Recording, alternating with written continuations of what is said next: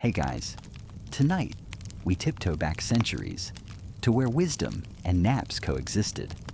You're exploring medieval Islamic scholarship, a journey so tranquil you probably won't survive it awake.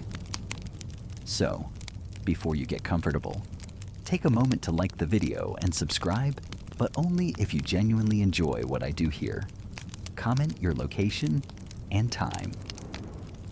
Now, dim the lights, maybe turn on a fan for that soft background hum, and let's ease into tonight's journey together. You find yourself standing at the threshold of a vast, sun-dappled courtyard. Arches curve gracefully overhead, their intricate geometric patterns casting dancing shadows on the cool stone floor. The air is warm, not unpleasantly so, but with a gentle, caressing heat that seems to slow your very pulse. There's a soft murmur, a blend of distant voices, the rustle of paper, and the cooing of unseen doves. You walk, your footsteps almost silent on the worn pathways, towards an imposing, yet inviting, wooden door, carved with such delicate artistry it seems to breathe. This, you sense, is the entrance to the library, the heart of this sleepy, scholarly world. You push the heavy door, and it yields with a barely audible groan, a sigh of ancient wood. Inside, the light is different. It filters down from high, clear story windows, shafts of gold illuminating floating dust motes, like tiny slumbering stars. The scent is a rich tapestry of old paper, a hint of sweet incense, dried herbs, and the faint, almost imperceptible aroma of ink and leather.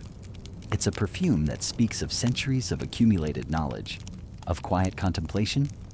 You see them then, the scholars, not in hurried droves, not hunched over desks in a caffeine-fueled frenzy like some modern student union, but dotted around the vast hall, some reading, some writing, and yes, some napping. And this is where our journey truly begins, into their rather sophisticated relationship with rest. This isn't the guilty, oops, I fell asleep at my desk again, kind of nap we might snatch between Zoom calls. No, for many of these individuals, the pursuit of knowledge was an all-encompassing endeavor, and they understood, perhaps better than we do now, that the mind, like a prized garden, needs its periods of fallow quiet to flourish. You notice a scholar, his turban slightly askew, nestled in a comfortable alcove, a book resting open on his chest, his breathing slow and even. He doesn't look stressed about deadlines. He looks productive in his own unhurried way.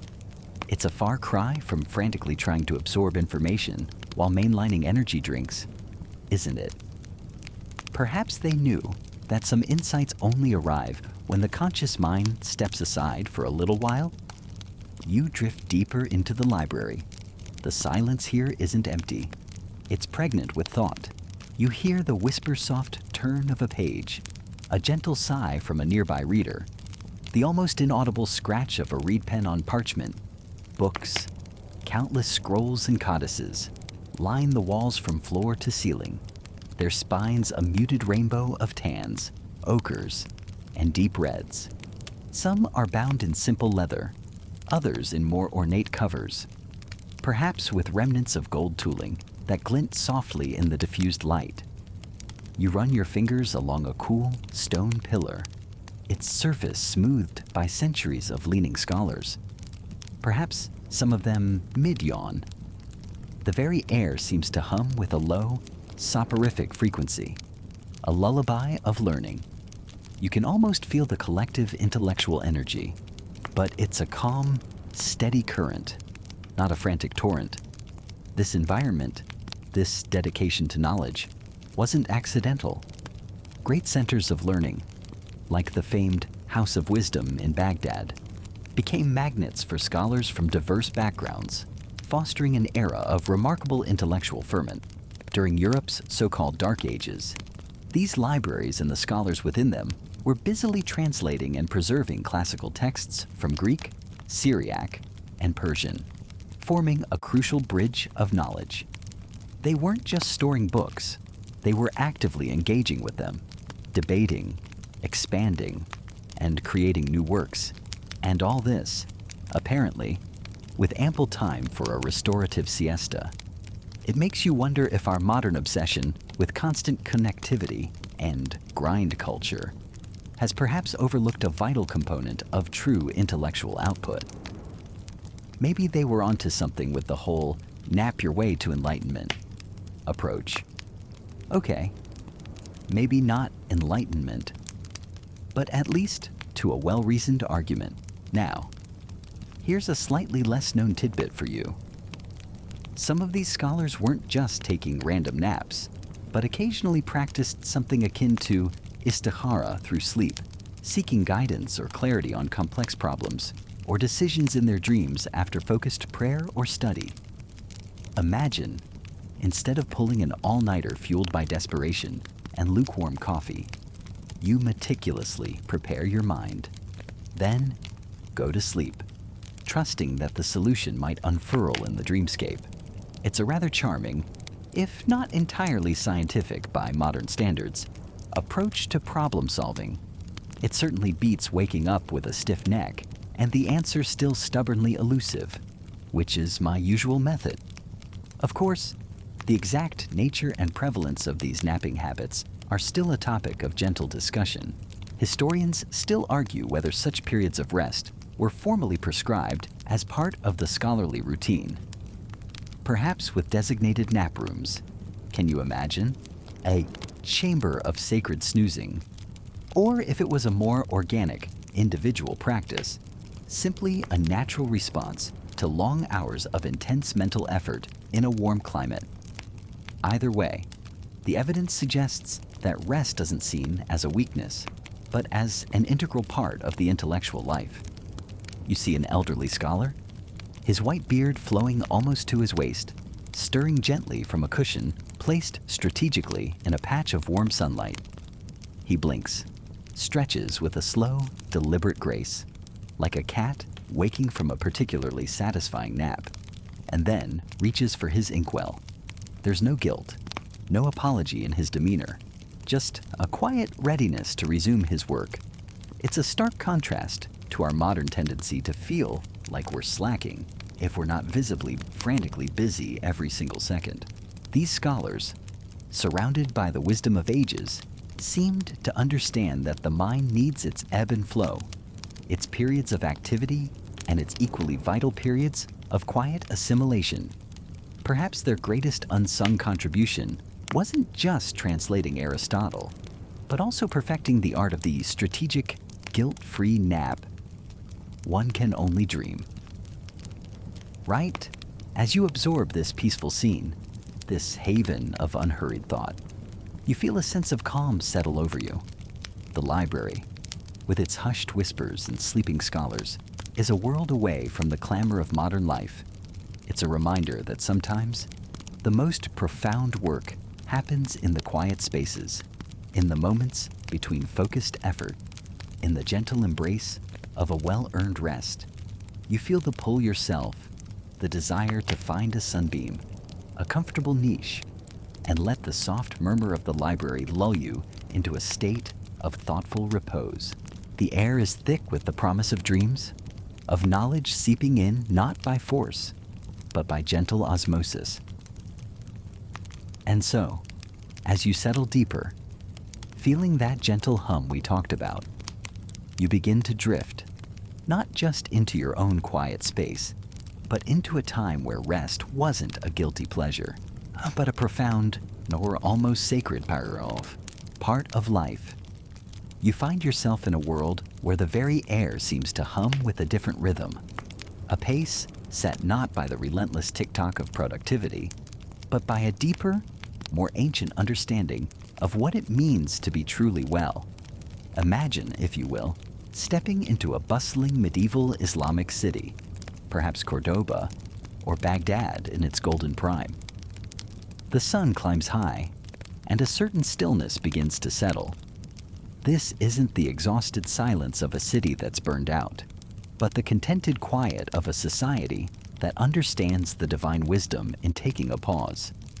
You see, here, rest is woven into the very fabric of faith and culture.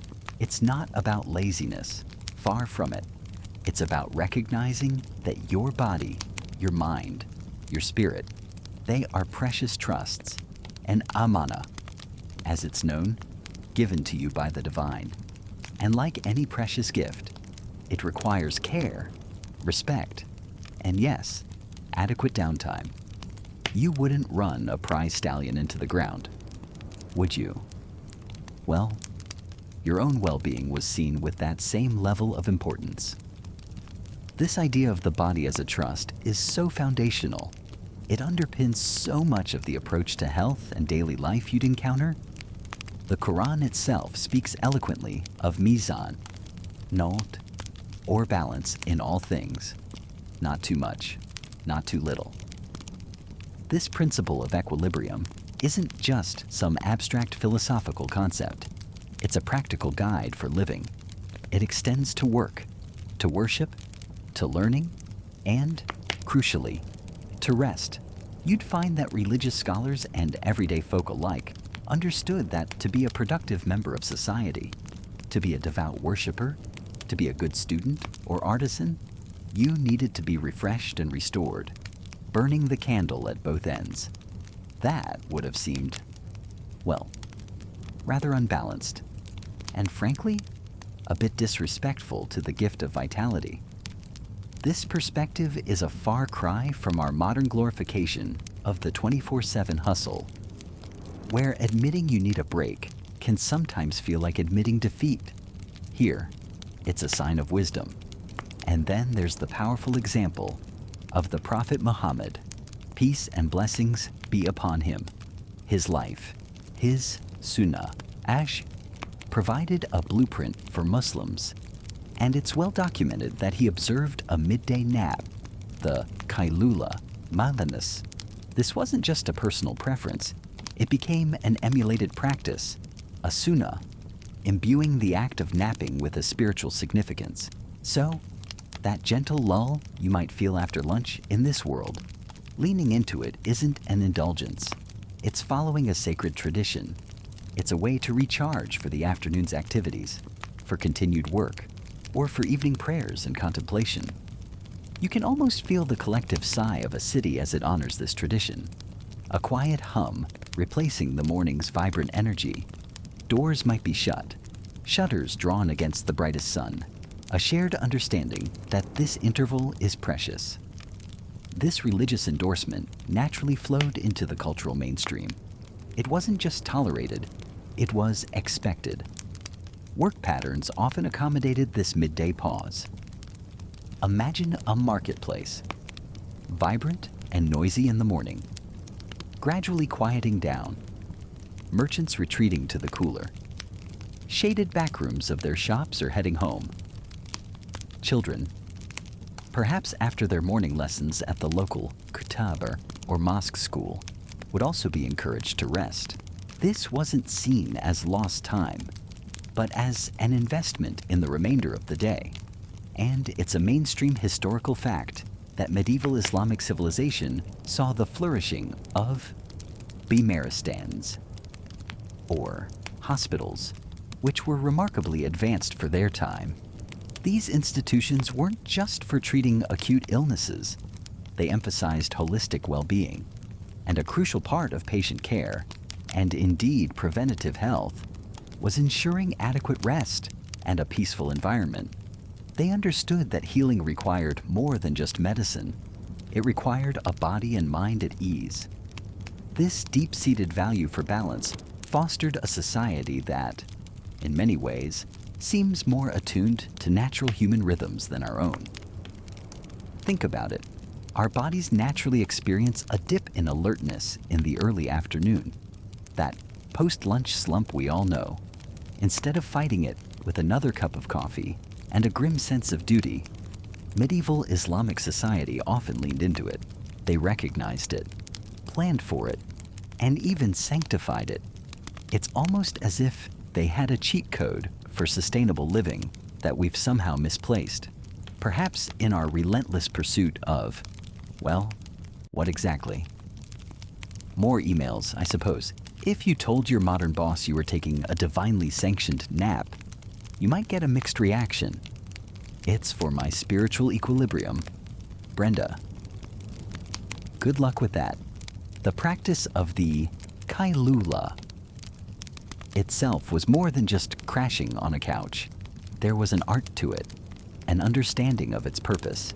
It was typically a short nap, taken after the midday meal, designed not to lead to grogginess, but to genuine refreshment. And here's a quirky, lesser-known tidbit. For you, some medieval Islamic scholars and physicians actually wrote detailed advice on the etiquette of sleep. Almost like early pioneers of sleep hygiene, they discussed the best times for sleep, the ideal duration, even the most beneficial sleeping positions to aid digestion and ensure a clear mind upon waking. It wasn't just about if you napped, but how you napped for maximum benefit. They were really serious about their restorative slumber. Now, when you look at regions with hot climates, like much of the Middle East, North Africa, and parts of Spain during Islamic rule, a midday rest makes perfect practical sense. The sun at its zenith can be punishing, making strenuous activity difficult, if not dangerous. So, the question arises, and indeed, historians still argue whether the widespread adoption of the midday rest was primarily driven by these climatic necessities, or by the strong religious and cultural precedents. Was it piety or practicality? Or neither, more likely? Was it a harmonious blend of both, where the practical wisdom of resting during the hottest part of the day was beautifully reinforced and elevated by spiritual teachings? It's a fascinating interplay. This dance between environmental adaptation and sacred tradition. You see how one so often supports the other, creating a way of life that feels both sensible and soulful.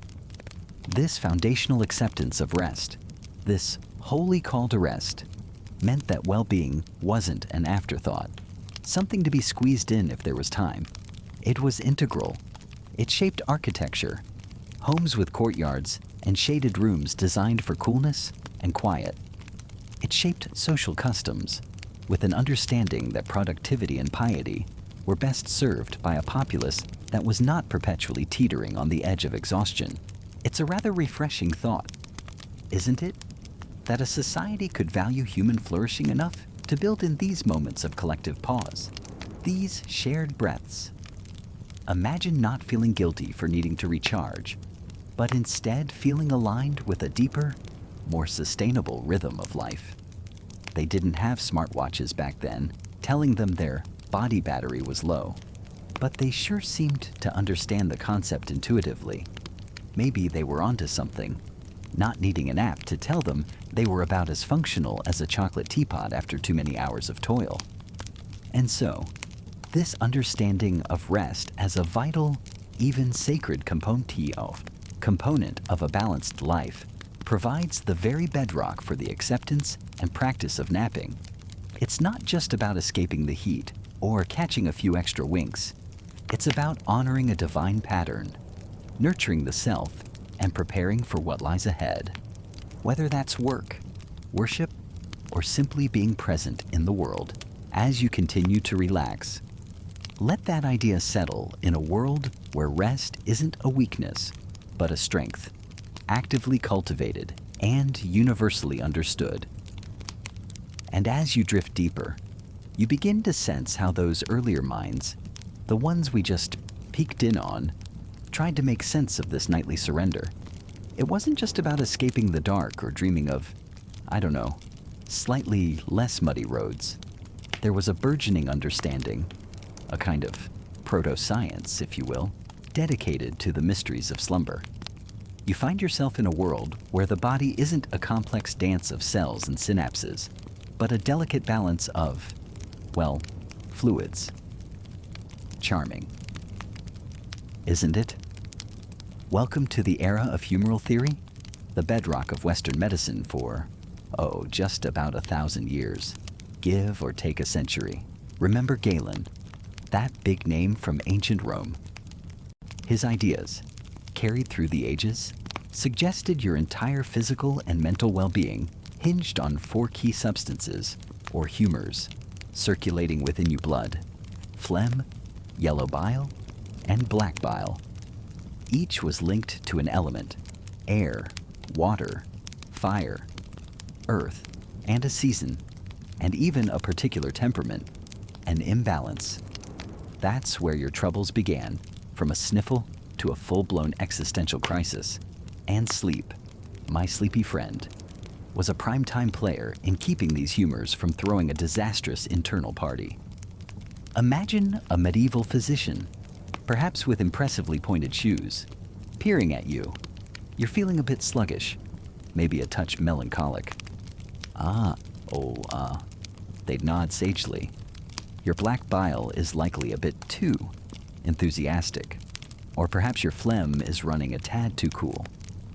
Their prescription wouldn't be a Netflix binge and a pizza, though honestly, sometimes that feels like it rebalances my humors. No, they'd look to things like diet, environment, and crucially, your sleep.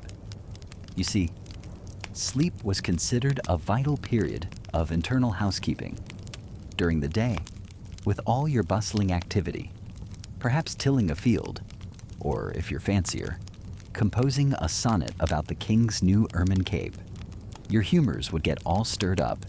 They might become too hot, too cold, too dry, or too moist.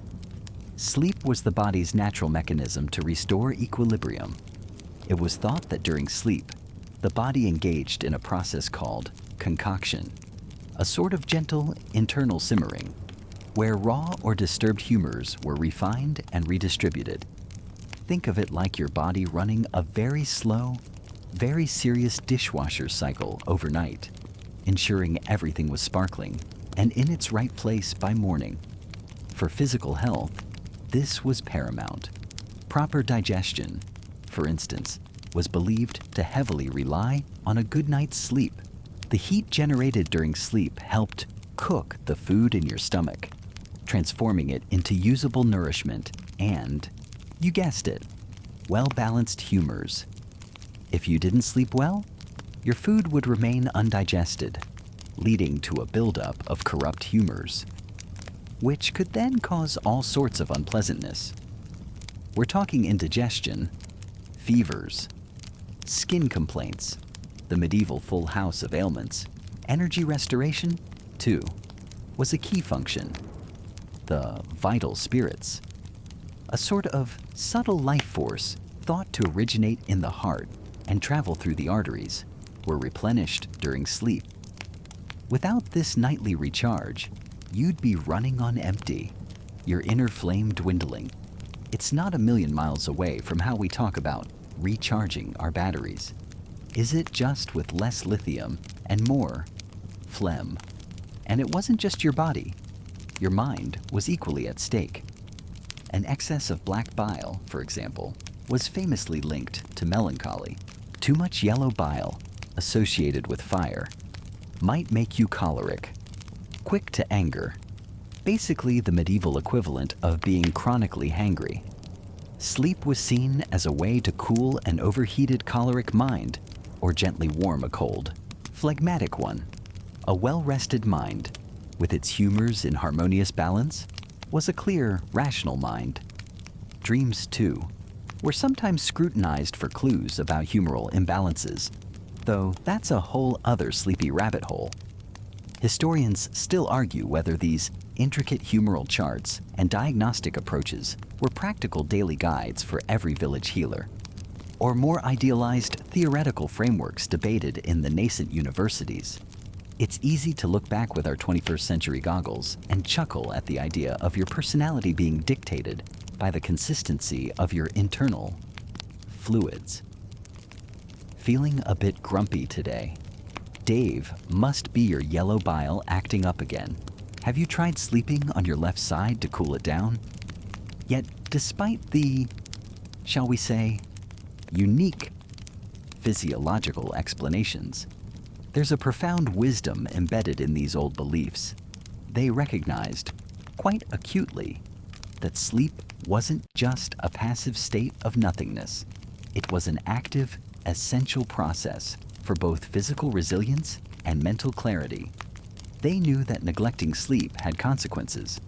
One rather quirky tidbit from this era is the belief that certain vapors rose from the stomach to the brain during sleep. If these vapors were good, from well-digested food, they would soothe the brain and promote restful sleep. If they were bad, from poorly digested food or imbalanced humors, they could cause nightmares, disturbed sleep, or even mental derangement. So, that late-night spicy stew, medieval doctors would have wagged a stern finger. They were, in their own way, the original proponents of clean sleeping, though their version probably involved fewer artisanal pillow mists and more herbal posets designed to pacify your agitated liver. The mainstream fact, of course, is just how pervasive and long-lasting this humoral theory was. For over 1,500 years, from Galen in the 2nd century AD well into the 17th and even 18th centuries, it was the dominant medical paradigm in Europe and the Islamic world. Generations of physicians were trained in its principles, and countless patients were treated, or perhaps endured treatments based on its logic. It shaped not only medicine, but also diet, lifestyle advice, and even art and literature, with characters often described in terms of their humoral temperaments. So, as you lie there, feeling the gentle pull of drowsiness, perhaps you can appreciate this ancient lineage of thought. They might not have known about REM cycles or melatonin, but they understood that this nightly pause was crucial. They knew that to be well, to be whole, to be, well, less likely to blame your bad mood on an overabundance of imaginary spleen juice, you needed to sleep. And in that, they weren't so far off the mark, were they? We still say get your beauty rest, or talk about feeling out of sorts when we're sleep deprived. Perhaps we've just swapped humors for hormones and neurotransmitters, still seeking that elusive perfect balance, that perfect night's rest that sets everything right. It's almost comforting, in a way, to know that the quest for a good night's sleep and the attempt to understand its power is a thread that connects us way, way back. Now, let those humors settle, just as they imagined. Let them find their quiet equilibrium. And so, as the gentle lull of our shared journey continues, you drift away from the broader strokes of ancient sleep practices and find yourself drawn towards a very specific, very influential voice. You almost feel the weight of centuries in the air, a sense of profound, quiet wisdom settling around you. You're homing in on one of the brightest stars in the intellectual firmament of the Islamic Golden Age, a figure whose insights into health and well-being still resonate today. You are now in the presence, metaphorically speaking, of Abu Ali al-Hussein ibn Abdullah ibn Sirna, known to the Latin West, and perhaps more familiarly to you, as Avicenna. Imagine, for a moment, his study, not a sterile modern clinic, but a room filled with scrolls and codices, the air thick with the scent of old parchment, ink, and perhaps the faint, lingering aroma of medicinal herbs. Sunlight, softened by latticed windows, might fall across a heavy wooden desk where he penned works that would shape the course of medicine for a millennium. You're not just looking at a historical figure. You're tuning into a mind that saw the human body with incredible clarity for his time. Avicenna, born in the late 10th century in what is now Uzbekistan, wasn't just a physician. He was a polymath, a philosopher, astronomer, poet, and theologian. This is your Flounce mainstream historical fact. His most famous work, Al-Qanun fi al-Tib, or the Canon of Medicine, was a monumental encyclopedia of medical knowledge that became a standard medical textbook in European universities for over 600 years. Think about that. For 6 centuries, If you were studying to be a doctor in Paris, Bologna, or Oxford, you were studying Avicenna. His word was, quite literally, gospel in the medical world. So, when he offers advice, you lean in, even if that advice is simply to take a nap. He probably wouldn't bill you an arm and a leg for that consultation either, which is nice. Within the vast expanse of the canon and his other medical treatises, you find his specific recommendations concerning rest and particularly the midday nap, or qaylulah, as it's known in Arabic. You see, Avicenna wasn't just concerned with curing diseases. He was a huge proponent of preventative medicine, of maintaining health and vitality, and for him, the qaylulah was a cornerstone of this preventative approach. He didn't see it as a sign of indolence or a luxury for the idle rich. Oh no, for the great Avicenna, this midday pause was a serious medical recommendation, a tool for preserving one's strength and ensuring the body functioned optimally. You can almost hear his calm, reasoned voice, explaining why. He observed, much as you might after a particularly demanding morning or a satisfying lunch, that human energy naturally wanes around midday. He believed this period of rest helped to settle the natural heat of the body, particularly after the morning's activities and before the digestive processes of the main meal fully kicked in. The qaylulah, in his view, aided digestion, a critical process for overall health, according to Galenic humoral theory, which heavily influenced his work. Remember how we touched upon the humors earlier? Avicenna was a master of that system, and he saw the nap as helping to keep those vital fluids in harmonious balance. He also emphasized its role in restoring what he termed the vital faculty, or animal spirit, essentially the life force that animates the body and mind. A short qaylulah could refresh the senses, sharpen the intellect, and even, according to some of his writings, improve the complexion. So, forget expensive creams for a moment. Avicenna's beauty secret might just have been a good, old-fashioned siesta. Maybe he missed his calling on a historical QVC channel. Tired of looking tired. Try my patented horizontal contemplation technique. Now, for a psychophoresis, quirky and lesser-known tidbit. Avicenna wasn't just vaguely recommending a nap. He, like any good physician prescribing a treatment, had specifics. He suggested the qaylulah should ideally be short. He also advised that it shouldn't be taken immediately after a very heavy meal, as this could lead to sluggishness and indigestion, that feeling when you've eaten so much you suspect you might be part anaconda. He understood timing was key. This wasn't about succumbing to a food coma. It was a strategic intervention. He also noted that, for some constitutions, particularly those who were already quite phlegmatic or moist in humoral terms, an excessively long or ill-timed nap could actually be detrimental. So, it wasn't a one-size-fits-all prescription, but a nuanced recommendation. You can picture the scene. He's describing the sun high in the sky. The busiest part of the morning concluded. Instead of pushing through that afternoon slump with the medieval equivalent of an energy drink, perhaps some strongly brewed sage tea, he'd advocate for a brief retreat, a quiet room, perhaps a cool mat on the floor. The sounds of the world outside momentarily hushed.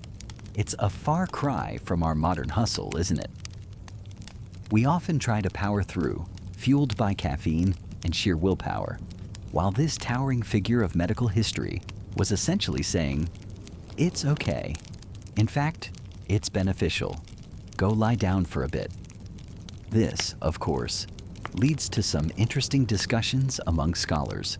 Historians still argue whether Avicenna's strong endorsement of the qaylulah was derived purely from his empirical observations of its physiological benefits, a truly scientific conclusion ahead of its time, or if it was also significantly influenced by the established cultural and religious norms of the Islamic societies in which he lived and worked. The practice of a midday rest was, and still is, common in many warm climates, and is also concordant with certain religious observances. It's quite possible, and indeed probable, that Avicenna's medical reasoning found a comfortable synergy with the existing cultural wisdom, reinforcing each other. He provided the medical rationale for a practice that many already found sensible. The impact of his recommendation, backed by the immense authority of the canon of medicine, Isege, was profound. This wasn't just folk wisdom. This was medical doctrine. So, the idea of the midday nap as a health-promoting activity was carried through the centuries, influencing medical thought and practice long after his time. Students poring over his texts in chilly European monasteries or bustling university halls would learn of the benefits of this qaylulah, even if their own climates and cultures didn't always encourage it. You consider your own relationship with the afternoon dip, that moment when your eyelids feel heavy, your focus blurs, and the most appealing thing in the world is a horizontal surface. Avicenna understood. He validated that feeling, not as a weakness, but as a signal from your body, a signal to pause, to recharge, to allow the natural rhythms to play out. He might have been a bit baffled by our modern resistance to it, our tendency to see naps as an indulgence rather than a necessity. He'd probably look at our packed schedules and just gently suggest, perhaps, a little less alchemy, a little more qaylulah. That's my attempt at an Avicenna joke. By the way, don't worry, I won't quit my day job narrating sleepy YouTube videos. As you absorb his ancient wisdom, you feel a sense of connection to this practice, a validation that stretches back 1,000 years. The qaylulah, as prescribed by one of history's greatest medical minds, wasn't just about avoiding tiredness. It was about actively cultivating health, vitality, and mental clarity. A simple, profound prescription for a well-lived life.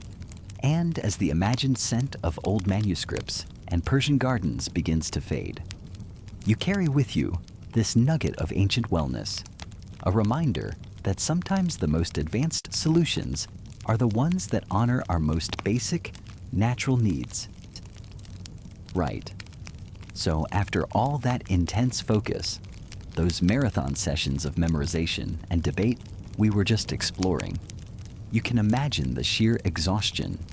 You'd think our dedicated scholar, your mind buzzing like a data center after a global outage, would just collapse onto the nearest divan, or maybe even just slump over a pile of manuscripts, drooling delicately onto centuries of wisdom.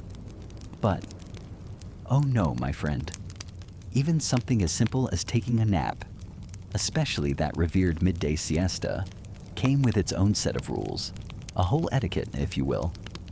This is the adab al-naum, Melumberdi, the art and propriety of napping, particularly within these learned circles where every moment, awake or asleep, was considered.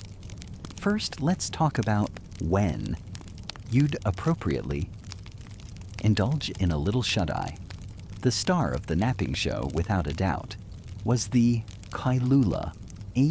This is that quintessential midday nap, typically taken after the duhur prayer, or sometime just after the sun has passed its zenith. You feel that post-lunch slump, don't you? That moment when the warmth of the day and the digestion of, say, a hearty portion of rice and stew conspire to make your eyelids feel like they're weighted with tiny, very insistent sandbags.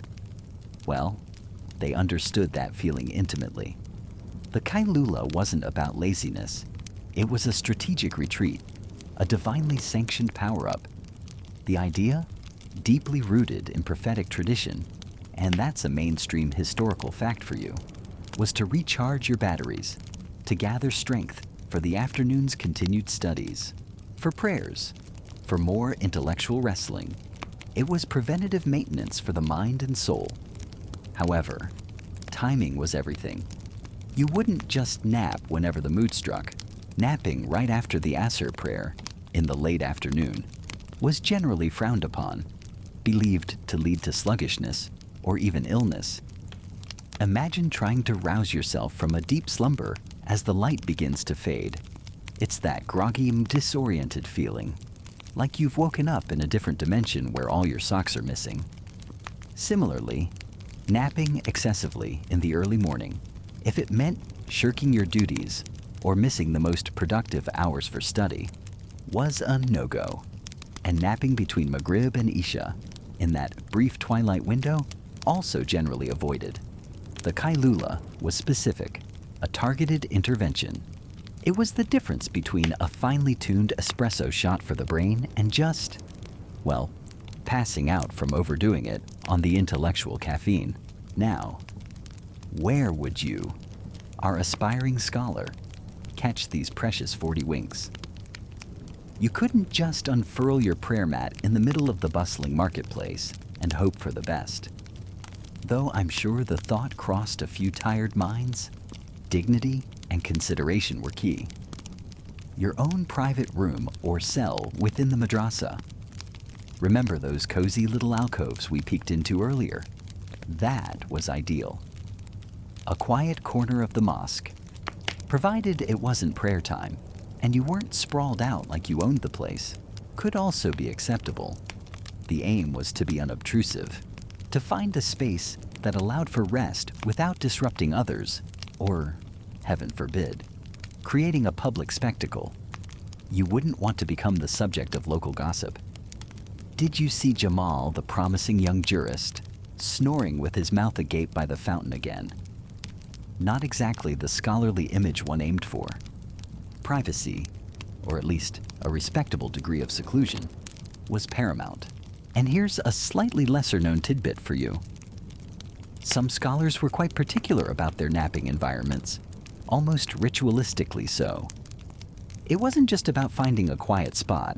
Some believed that napping in close proximity to their books, perhaps in a secluded corner of the library or their study, would allow the essence of the knowledge to seep into their subconscious, or that they might awaken with a fresh insight, a solution to a complex problem that had eluded them. Imagine drifting off surrounded by the gentle, papery scent of ancient manuscripts. It's like a knowledge-infused aromatherapy session. Historians still argue whether the midday nap was viewed primarily as a necessary concession to the body's demands, or as a divinely sanctioned tool to actively enhance spiritual and intellectual pursuits. Was it just a human need, or a secret weapon for deeper understanding? The jury's still out on the primary emphasis, but its importance was undeniable. Finally, let's consider how you were supposed to conduct yourself during this scholarly siesta. It wasn't a free-for-all. The adab extended to the very manner of your repose. Ideally, if space and comfort allowed, you might lie on your right side, perhaps even facing the qibla, mirroring the recommended posture for nighttime sleep. Though for a brief nap, this was less strictly enforced. The key was brevity. This was a nap, a qaylulah, not a full 8-hour hibernation. You were meant to awaken refreshed, not groggy from oversleeping. Think of it as a mental palate cleanser. Your intention, your niyyah, was also crucial. If you lay down with the conscious thought, I am taking this rest so I can better worship God and continue my studies with renewed vigor, then the nap itself became an act of devotion, a part of your scholarly, spiritual routine. Upon waking, you'd ideally rise promptly, perhaps perform a quick ablution wudu if you felt it necessary, and dive back into your work. No hitting the snooze button on your internal clock 5 times. And, of course, consideration for others was paramount, especially if you were in a shared space, like a dormitory or a corner of the mosque. This meant no loud, disruptive snoring, if you could help it. I suppose if you were known as the great thunder snorer of the West Wing, you might be gently encouraged to find a more isolated napping spot. It's the medieval equivalent of your roommate, constantly stealing the covers, only with more potential for theological embarrassment. You also wouldn't disrobe excessively, maintaining a level of modesty, even in slumber. It was all about balance, respecting your body's need for rest, while upholding the dignity and purpose of your scholarly life. It sounds almost more exhausting than staying awake, doesn't it? But for them, it was just another facet of a life lived with intention. Right down to the very way you closed your eyes for a brief, sun-drenched pause in a day dedicated to learning. So, now that we understand why these intellectual powerhouses, much like our caffeine-fueled selves today, needed their 40 winks, or perhaps even a full 90-minute REM cycle, let's explore where they sought this precious respite. You drift away from the bustling marketplaces of the mind we touched on earlier, seeking true tranquility. First, you find yourself easing into a scholar's private study. Imagine this isn't just a room with a desk. It's a carefully curated haven. Sunlight, perhaps filtered through an ornate wooden screen. Alma mashrabia naghabount dapples across a rich, woven rug that feels soft beneath your imagined tread. You see shelves groaning, though quite contentedly, under the weight of hand-copied manuscripts, their leather bindings softened by time and touch. The air is thick, almost velvety, with the scent of old paper, a faint trace of ink, maybe even the lingering fragrance of bakur, that wonderfully aromatic incense we've smelled before in these ancient halls. There, in a quiet corner, is a raised divan, piled high with cushions embroidered with intricate, mesmerizing geometric patterns. It's not just for sitting and deep thinking. Oh no. This is prime napping real estate. You can almost see our scholar, having wrestled with a particularly thorny passage of Avicenna, finally succumbing to the gentle, irresistible pull of sleep, a half-written page still resting beside them. It's a place so conducive to profound thought, and, let's be perfectly honest, equally conducive to losing consciousness mid-sentence. A bit like trying to read advanced metaphysics after a large lunch. You know the feeling. The silence here is a warm blanket, broken only by the distant, soft cooing of a dove, or the almost inaudible scratch of a reed pen from a neighboring scholar, if they even had neighbors who dared disturb such profound quiet. This personal space was utterly crucial, a cocoon for the mind to both work and, very importantly, to rest and elegantly recharge. From the intensely personal, you now venture into the more communal, yet still surprisingly private, world of the library.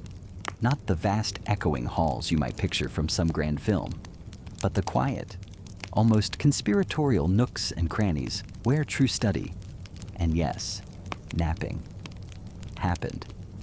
You find yourself drawn, as if by an invisible thread, to a secluded library alcove. Picture this: you're nestled, surrounded on three sides by towering shelves of knowledge, a veritable fortress built of books.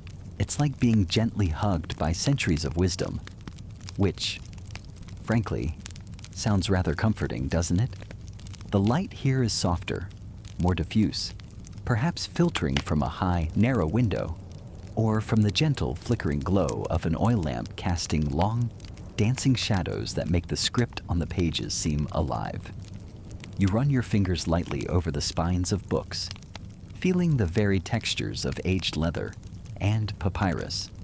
The air still carries that beloved scent of old paper, but now it's mingled with the faint, almost sweet smell of bookbinding glue and perhaps a hint of the beeswax once used to polish the wooden shelves. It's a very specific perfume, one that whispers of quiet contemplation and endless stories. These alcoves weren't always designed for sprawling. Sometimes they were just deep enough for a small stool and a lectern. But scholars, being eternally ingenious and often perpetually tired, would make do. Perhaps a folded cloak became a makeshift pillow, leaning against a cool, smooth stone wall. And here's something to ponder. Historians still argue whether the design of certain library alcoves was intentionally optimized for napping, or if scholars just resourcefully adapted the available architecture to suit their very human needs. I personally lean towards ingenious adaptation. When you're tired enough, almost anywhere can transform into a bed. You can just imagine the quiet satisfaction of drifting off, enveloped by the greatest thoughts of generations past, while fervently hoping you don't accidentally drool on a priceless, unique manuscript.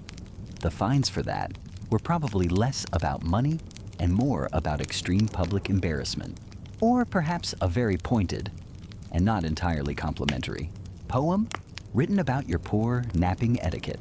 Now, let's step out from these relatively enclosed spaces and into the gentle embrace of the open air. Though still within sacred and scholarly precincts, you find yourself in the serene expanse of a mosque courtyard, the sun. The sun might be high and warm overhead, but you easily find cool refuge under the gracefully arched porticos, the riwaks, that typically surround these courtyards. The intricate tile work on the walls, often in calming blues, turquoises, and greens, gleams softly, a feast for tired eyes. You feel the distinct coolness of the marble or stone paving beneath your bare feet. A welcome sensation, especially if you've been wandering all day through our imaginary historical city. The centerpiece, as is so often the case, is a fountain, its gentle splashing a constant, meditative soundtrack to the quiet life of the courtyard. This isn't just for ablutions before prayer. Its very presence is cooling, calming, a liquid heart to the space. You see others here. Some are in quiet prayer, others in hushed, earnest conversation. And yes, some are clearly taking a moment of profound rest, perhaps leaning against a sturdy pillar, eyes closed, faces serene. The air is fresh, carrying the faint scent of sun-baked dust from the city beyond the walls. But also, if you're fortunate, the delicate fragrance of jasmine or orange blossoms from trees that were often lovingly planted in these courtyards. It's a surprisingly public place for a nap, yet the atmosphere is one of profound peace and mutual respect. No one's going to give you the side eye for catching a few moments of slumber. It's almost expected, a natural part of the rhythm of life, study, and contemplation within these walls. The only real hazard, one imagines, might be finding that absolutely perfect cool spot and then hoping a particularly bold and opportunistic pigeon doesn't decide your peacefully reposing face is prime real estate. A quirky historical tidbit for you: some scholars and mystics genuinely believed that sleeping in or near sacred spaces like a mosque could lead to divinely inspired dreams or profound insights, a practice sometimes referred to as dream incubation. So, that nap wasn't just for physical restoration. It could be a spiritual quest, a silent dialogue with the divine. Moving on from the mosque, let's consider the madrasas, those bustling centers of learning we've alluded to before. These were essentially colleges, and often residential ones at that. So napping was practically an institutional necessity, an unwritten part of the curriculum. You wander through a cloistered courtyard, similar in feeling to the mosques, perhaps a little more lived in, a shade less grand, but still echoing with the fervent pursuit of knowledge.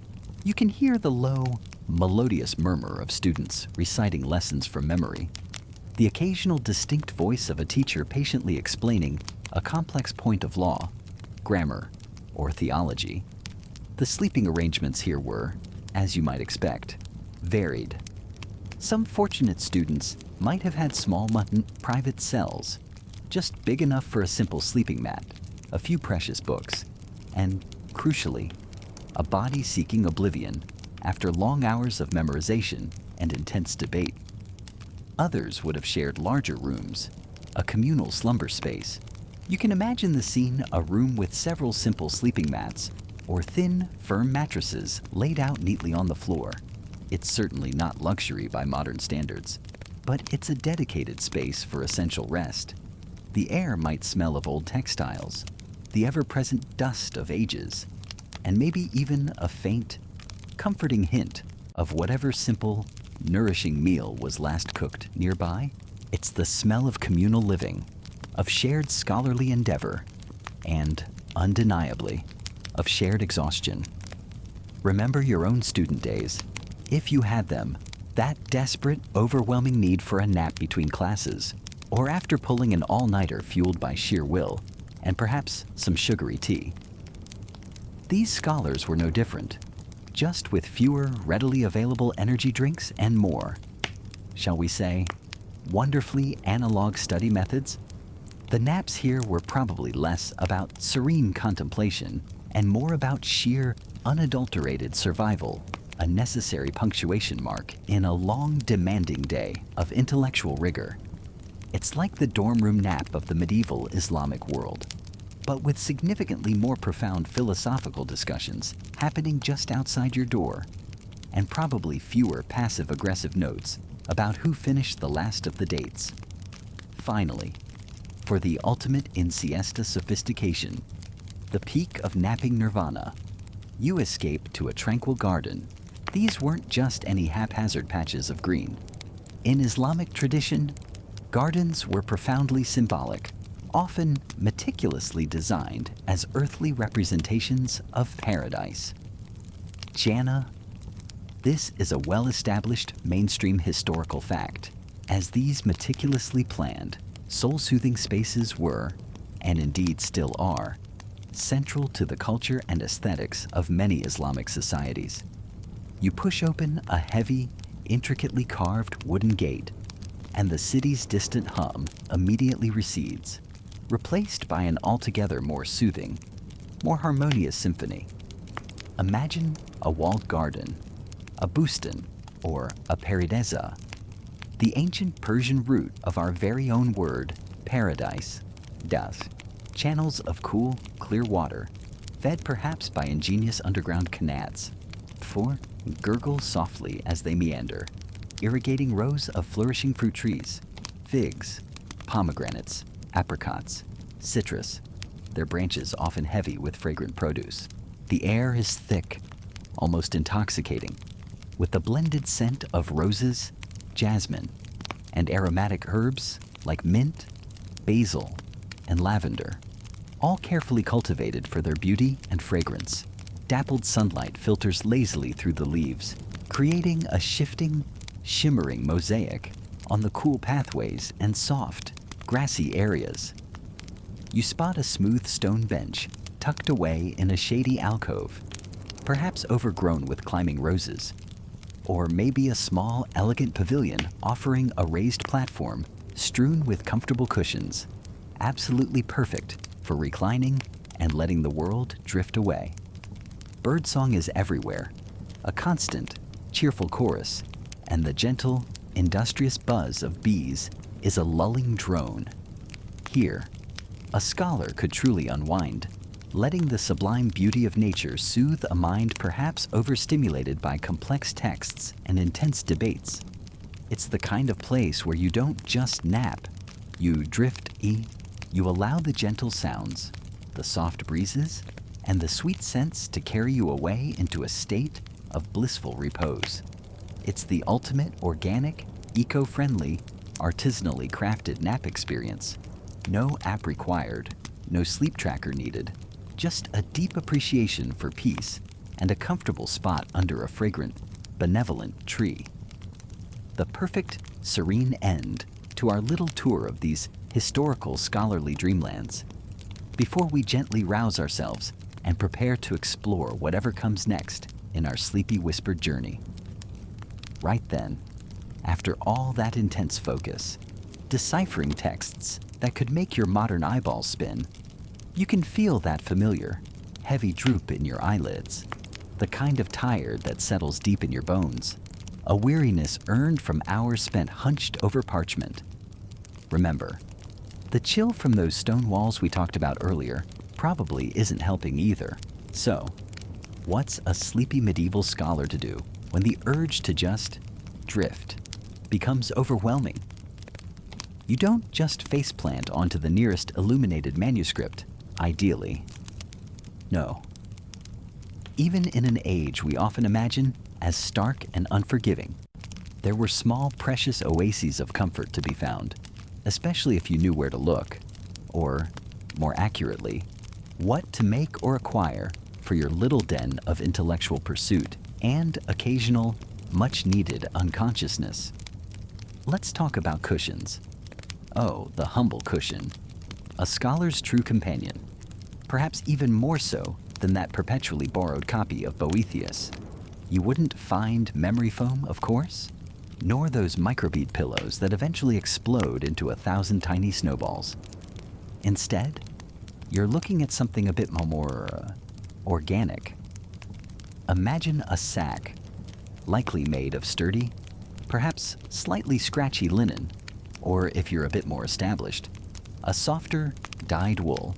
What's inside is key to your napping success for the truly budget-conscious scholar, or perhaps the ascetic who believed a bit of discomfort built character, or just couldn't afford better. Or it might be straw. Yes, straw, not exactly cloud-like. And you'd have to be careful of any stray pokey bits. You'd learn to fluff it just so, trying to create a vaguely head-shaped divot. It would rustle softly as you settled, a dry, papery sound, and carry the faint, sweet scent of the field. But if you, our napping scholar, had a bit more coin, or perhaps a kind benefactor, or were part of a wealthier monastic order where such things were provisioned, your cushion might be stuffed with something far more luxurious feathers. Goose down, perhaps, or chicken feathers, meticulously collected. The difference would be immediate. You sink into it, the feathers compressing with a soft sigh, cradling your weary head. It's still not your high thread count, hypoallergenic pillow, but it's a significant upgrade from feeling like you're snoozing on a bale of hay. Wool scraps or carded wool were another common filling, offering a resilient bounce, warmer than straw, and less prone to escaping than feathers.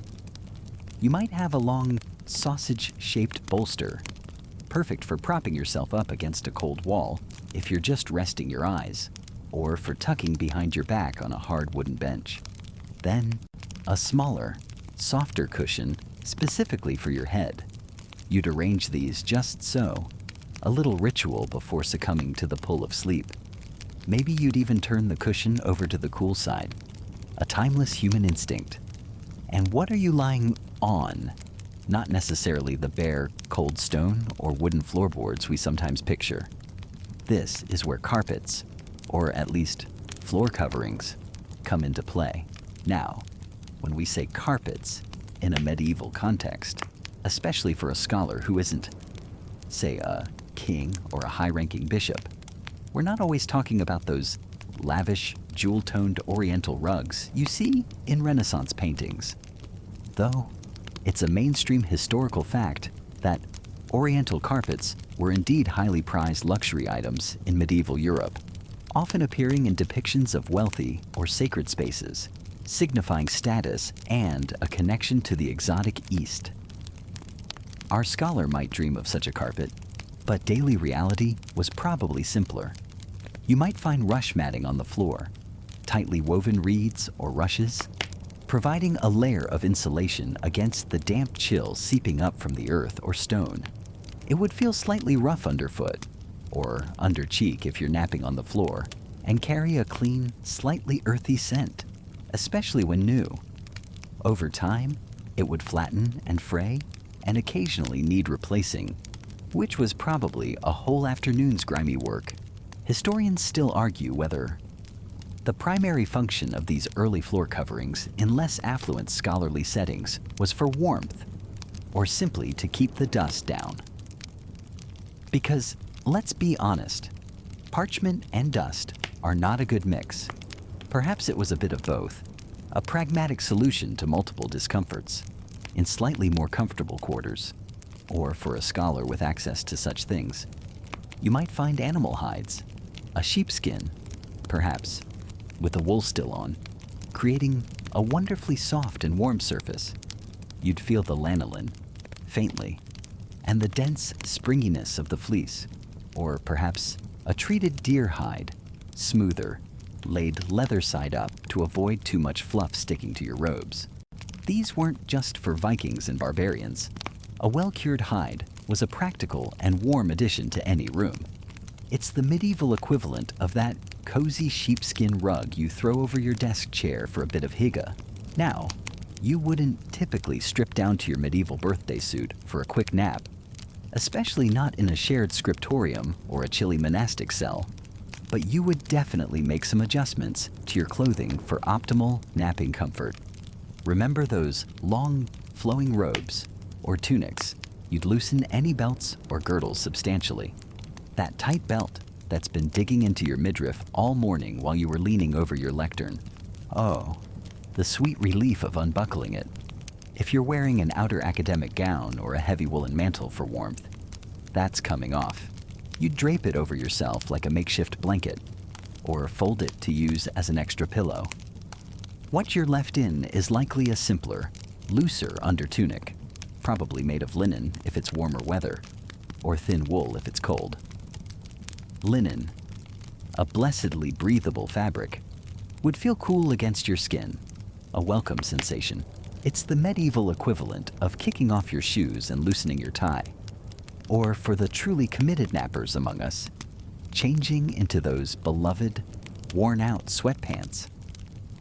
Honestly, trying to get truly comfortable in multiple layers of restrictive medieval garb would be like trying to nap in a straitjacket, not conducive to those deep, restorative brainwaves.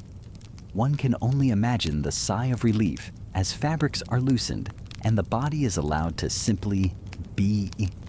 So, you've got your slightly lumpy but cherished cushion.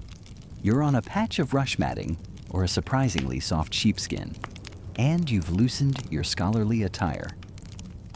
How do you arrange yourself for this brief but vital sojourn into the land of nod postures would vary, dictated by the available furniture or lack thereof and personal preference. The classic, universally understood student nap, transcending centuries, is, of course, head on desk. You might fold your arms, rest your forehead on them, maybe with that small cushion nestled in between. The faint scent of ink and old parchment would be your immediate environment, a familiar lullaby. Or, if you have a bench, perhaps one of those backless ones we envisioned earlier, you might curl up on your side, knees drawn up, using your folded outer robe as a buffer against the hard wood. A quirky, lesser-known tidbit is that some medieval illustrations show figures napping in surprisingly compact, almost fetal positions, sometimes on very small surfaces like chests or narrow ledges. It makes you wonder if they were just incredibly flexible, or if the cold encouraged such tight self-containment. If you're lucky enough to have a bit more space and that aforementioned patch of carpet or matting, you might stretch out, perhaps near a sliver of sunlight filtering through a small window. If such a luxury exists in your study nook, you'd feel the warmth on your face, a gentle blessing. Your cushion supports your head, your loosened robe a light covering. Maybe you'd lean back against a wall, bolster tucked behind you, head lolling gently to one side. The key is finding that sweet spot, that momentary equilibrium, where the demands of the mind cease and the needs of the body take precedence. You're not aiming for 8 hours here. This is a strategic retreat, a brief recharge before diving back into the complexities of Aristotle or the subtle nuances of Latin grammar. It's about finding that small pocket of physical ease in a world that often demanded so much mental and spiritual rigor. And who knows, maybe the best ideas came not from strenuous thought, but from that hazy, dreamlike state just before you fully woke up, the scent of straw and old books still lingering in your senses. Ah, blissful. So, you've settled into the idea of this midday pause, this qaylulah we've been exploring. But now, we arrive at the heart of it. The real secret sauce, the timing. It's not just about flinging yourself onto the nearest divan whenever the mood strikes. Oh no, that would be far too anarchic. This is the golden hour of qaylulah, a period so precisely calibrated, you'd think ancient civilizations had atomic clocks hidden under their prayer mats. Spoiler, they didn't, but they had something arguably better, the sun, and a deep understanding of its rhythm. You find yourself in that pocket of the day, usually just after the midday, door prayer has been offered, a moment of spiritual centering that, quite conveniently, often coincides with the sun reaching its most assertive phase. Imagine the sun, not quite at its absolute zenith, but just beginning its slow descent towards the afternoon. It's that point where the shadows are shortest, and the heat, especially in the lands where qaylulah became an art form, is beginning to press down with a palpable weight. You can almost feel the air shimmer above the baked earth. This isn't a random nap, it's a strategic retreat. The qaylulah is traditionally nestled between the duhur midday and asr afternoon prayers. Too early, and you're just extending your morning days. Too late, and you risk that groggy, disoriented feeling that bleeds into your evening, making you wonder if you've woken up in an alternate dimension where everyone communicates exclusively through interpretive dance. The ideal window is often described as being a short period, perhaps 30 minutes to an hour, sometimes a little more, but rarely stretching into the deep afternoon. Think of it as the universe's own scheduled power-down sequence before rebooting for the day's second act. Why this specific sliver of time, you ask, as you adjust your metaphorical cushion?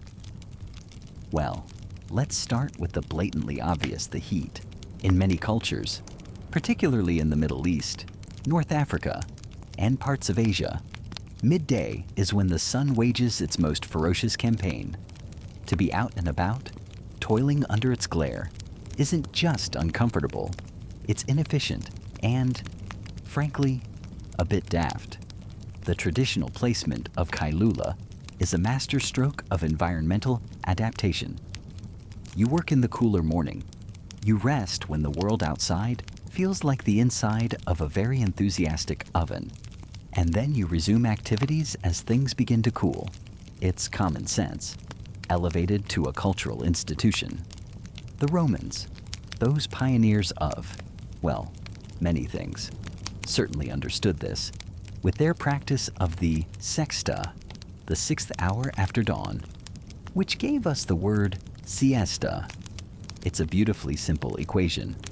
Hot sun equals nap time, but it's not just about dodging sunstroke. Though that's a pretty compelling reason. There's a natural dip in our alertness, a biological lull that many of us in the modern world try to bulldoze with another cup of coffee, or, if you're feeling particularly adventurous, a fourth. Our circadian rhythms, those internal clocks we talked about, often feature a significant dip in alertness in the early afternoon, roughly 7 to 9 hours after waking. It's that moment when your eyelids suddenly gain the approximate weight of small anvils and your brain feels like it's wading through treacle. The qaylulah, timed perfectly, meets this natural dip head on. It's not fighting biology, it's harmonizing with it. You're essentially giving your body and mind what they're already starting to demand. It's like when your phone battery hits 20%. You don't wait for it to die mid-call, do you? You find a charger. Qaylulah is that charger. The significance of this timing also has a spiritual dimension for many. For Muslims, performing qaylulah is often seen as following the sunnah, the practice of the Prophet Muhammad, peace be upon him, who is reported to have taken a midday nap. This imbues the act with a sense of peace and divine rhythm, turning a simple rest into an act of devotion, a way to recharge not just the body but also the spirit. preparing for the afternoon prayers and the remainder of the day's responsibilities with renewed vigor. It's a quiet acknowledgement that rest is part of a balanced, faithful life. Think about how this placement traditionally structured the day. The morning was for vigorous work, for markets bustling, for learning. Then came the Dur prayer, a spiritual punctuation mark, followed by the qaylulah. The world would quiet down. Shops might close. Streets would empty. It wasn't laziness. It was a collective and communal understanding of the day's natural cadence. This pause allowed for a more productive and energetic afternoon and evening, a stark contrast to our modern tendency to power through, often leading to that dreaded 3 p.m. slump where productivity plummets and the only thing you're producing is a series of increasingly elaborate daydreams about a deserted island. The reasoning, then, is multifaceted. It's climatic adaptation, biological wisdom, and for some, spiritual observance, all woven together.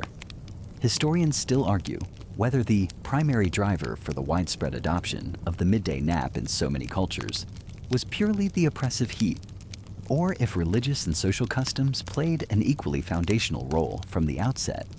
It's likely a beautiful synergy of all these factors, a practice refined over centuries to perfectly suit human needs and environmental realities. And here's a quirky little tidbit for you in some old traditions.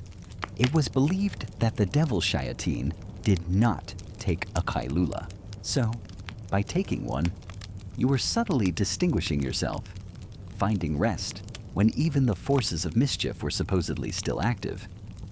A rather comforting thought. Perhaps, as you drift off, you're napping, and they're, well, probably busy somewhere else. Hopefully not plotting to replace your sugar with salt. It adds a certain frisson to your doze, doesn't it? So, this golden hour isn't just about escaping the sun or catching a few Z's. It's about aligning with a deeper, more ancient rhythm, a wisdom that understood the interplay of light and shadow, energy and rest.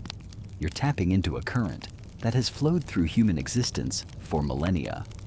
The world outside might be blazing. The demands of the day might be piling up. But for this brief, sacred interval, you find a sanctuary in stillness. You allow the heat to bake the world outside your shaded room. You let the sounds of the day recede, and you surrender to the profound simplicity of rest, knowing that this pause is not an interruption, but an integral part of the day's design. It's the art of doing nothing, very precisely, at just the right moment. And as you'll find, that precision makes all the difference. It's not just a nap, it's a qaylulah, perfectly timed, perfectly placed. And so, as the daylight fades or the candles burn low after your evening meal, you find yourself in that familiar, warm, and wonderfully heavy state.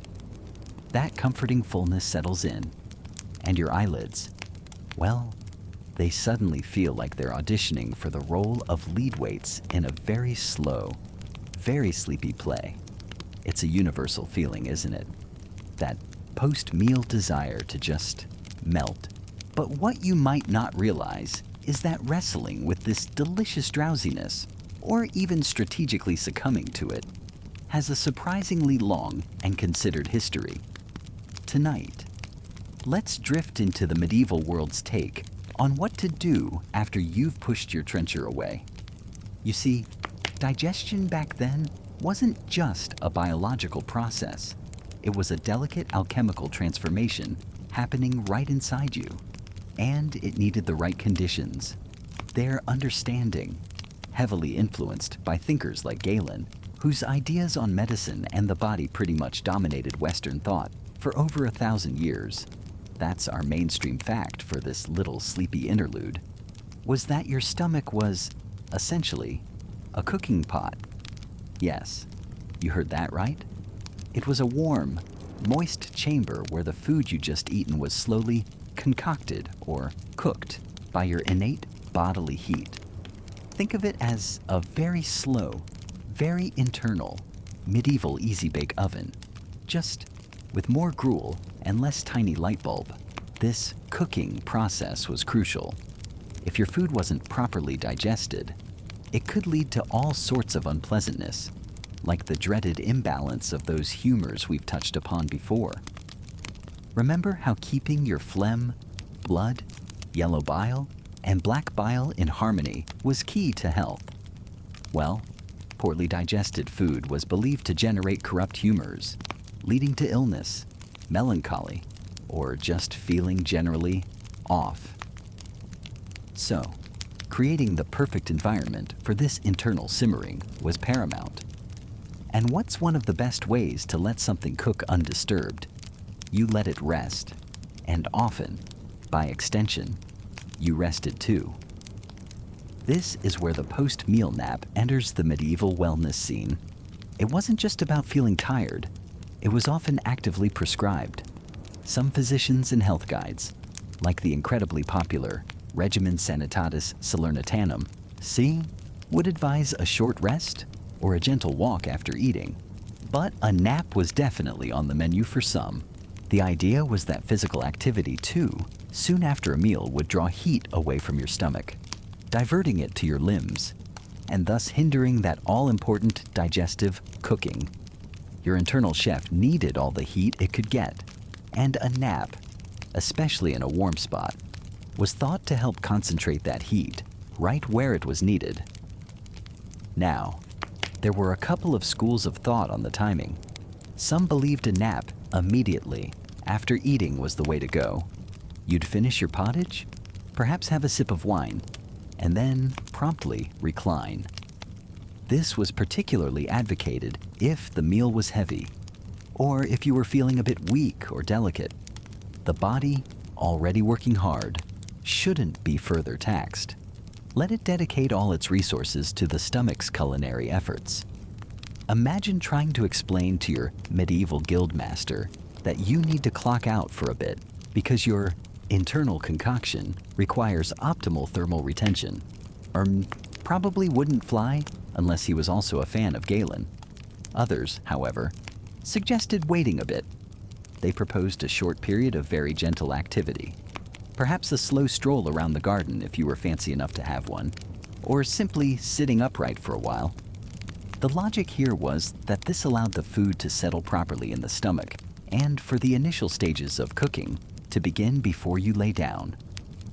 Then, after this interval, a nap could be taken to support the deeper digestive processes. It's that age-old debate digest now, nap later, or nap now, digest also now. And then there's the undeniable reality of postprandial drowsiness, what we'd call a food coma. They absolutely experienced this too. After a particularly hearty medieval feast, rich in meats, breads, and perhaps a good deal of ale, or wine, remember, water wasn't always the safest bet. The urge to doze off would have been pretty powerful. A nap, in this context, wasn't just medicinal. It was practical. It was your body telling you, look, I've got a lot on my plate, literally. Just give me a moment. Here's a quirky little tidbit for you. Some medieval advice got remarkably specific about how you should nap for digestive purposes. It wasn't just about closing your eyes. There were recommendations. For instance, to lie on your right side for a short while after eating. This was thought to help the stomach, which they often visualized as being positioned slightly to the left, to gently pass its contents onward to the intestines once the initial cooking was done. After a period on your right, you might then be advised to turn to your left. It's like a carefully choreographed digestive dance, all performed while you're blissfully unaware. Can you imagine following such precise instructions for every post-meal snooze? Of course, the big question, and one that historians still argue whether these detailed napping protocols found in medical treatises were practical or even known beyond the cloistered, the scholarly gabat, and the wealthy elite. Did the average farmer, after a midday meal of bread and cheese, have the luxury of a prescribed nap, let alone one involving specific positional changes. It seems more likely that for many, any post-meal rest was snatched when possible, driven more by natural fatigue than by a doctor's intricate plan. The Lord in his manner, however, or the monk in his study, might have had more leeway to follow such advice to the letter. It's amusing, isn't it? We might chuckle at the idea of the stomach as a cooking pot, but that feeling of needing to let your food settle, or the irresistible drowsiness after a big holiday dinner, that hasn't changed much. We still crave that quiet moment, that surrender to the digestive process, even if our scientific understanding is worlds apart. We reach for an antacid. They reached for, well, probably a nap and some carefully selected herbs. Imagine yourself, then, in a medieval solar, the sun having passed its zenith, the remnants of the midday meal cleared away. Perhaps a faint scent of wood smoke and roasted meat still lingers in the air. You recline on a cushioned bench, or perhaps even retreat to your chamber, the straw-filled mattress surprisingly comfortable. The world outside the thick stone walls hums along, but in here, it's quiet. Your body is warm, your belly full. The cooking has commenced. There's a profound sense of letting go, of allowing your body to do its vital work. This wasn't just about comfort, it was about health. Avoiding indigestion was serious business. They believed that undigested food could putrefy in the stomach or intestines, generating those harmful vapors and corrupt humors that could rise to the brain, causing bad dreams, headaches, or even more serious ailments. So, that gentle nap was also a preventative measure, a way to keep the internal landscape clean and harmonious. No wonder they took it seriously, at least in theory. You wouldn't want your internal cauldron bubbling over with ill-managed humors. Would you? That sounds like a recipe for a very bad week. Medievally speaking, it's almost like an early form of biohacking, isn't it? Optimize your digestion with this one weird medieval trick, horizontal stillness. Though, I suspect their success rates were a little more variable than modern wellness gurus might promise. Still, the underlying principle of listening to your body, of recognizing that digestion takes energy and benefits from rest, has a certain timeless wisdom to it, even if the specific theories about internal cookery now just provide us with a gentle, sleepy chuckle. So, as you feel that pleasant weight after a good meal, you're partaking in a tradition of sorts.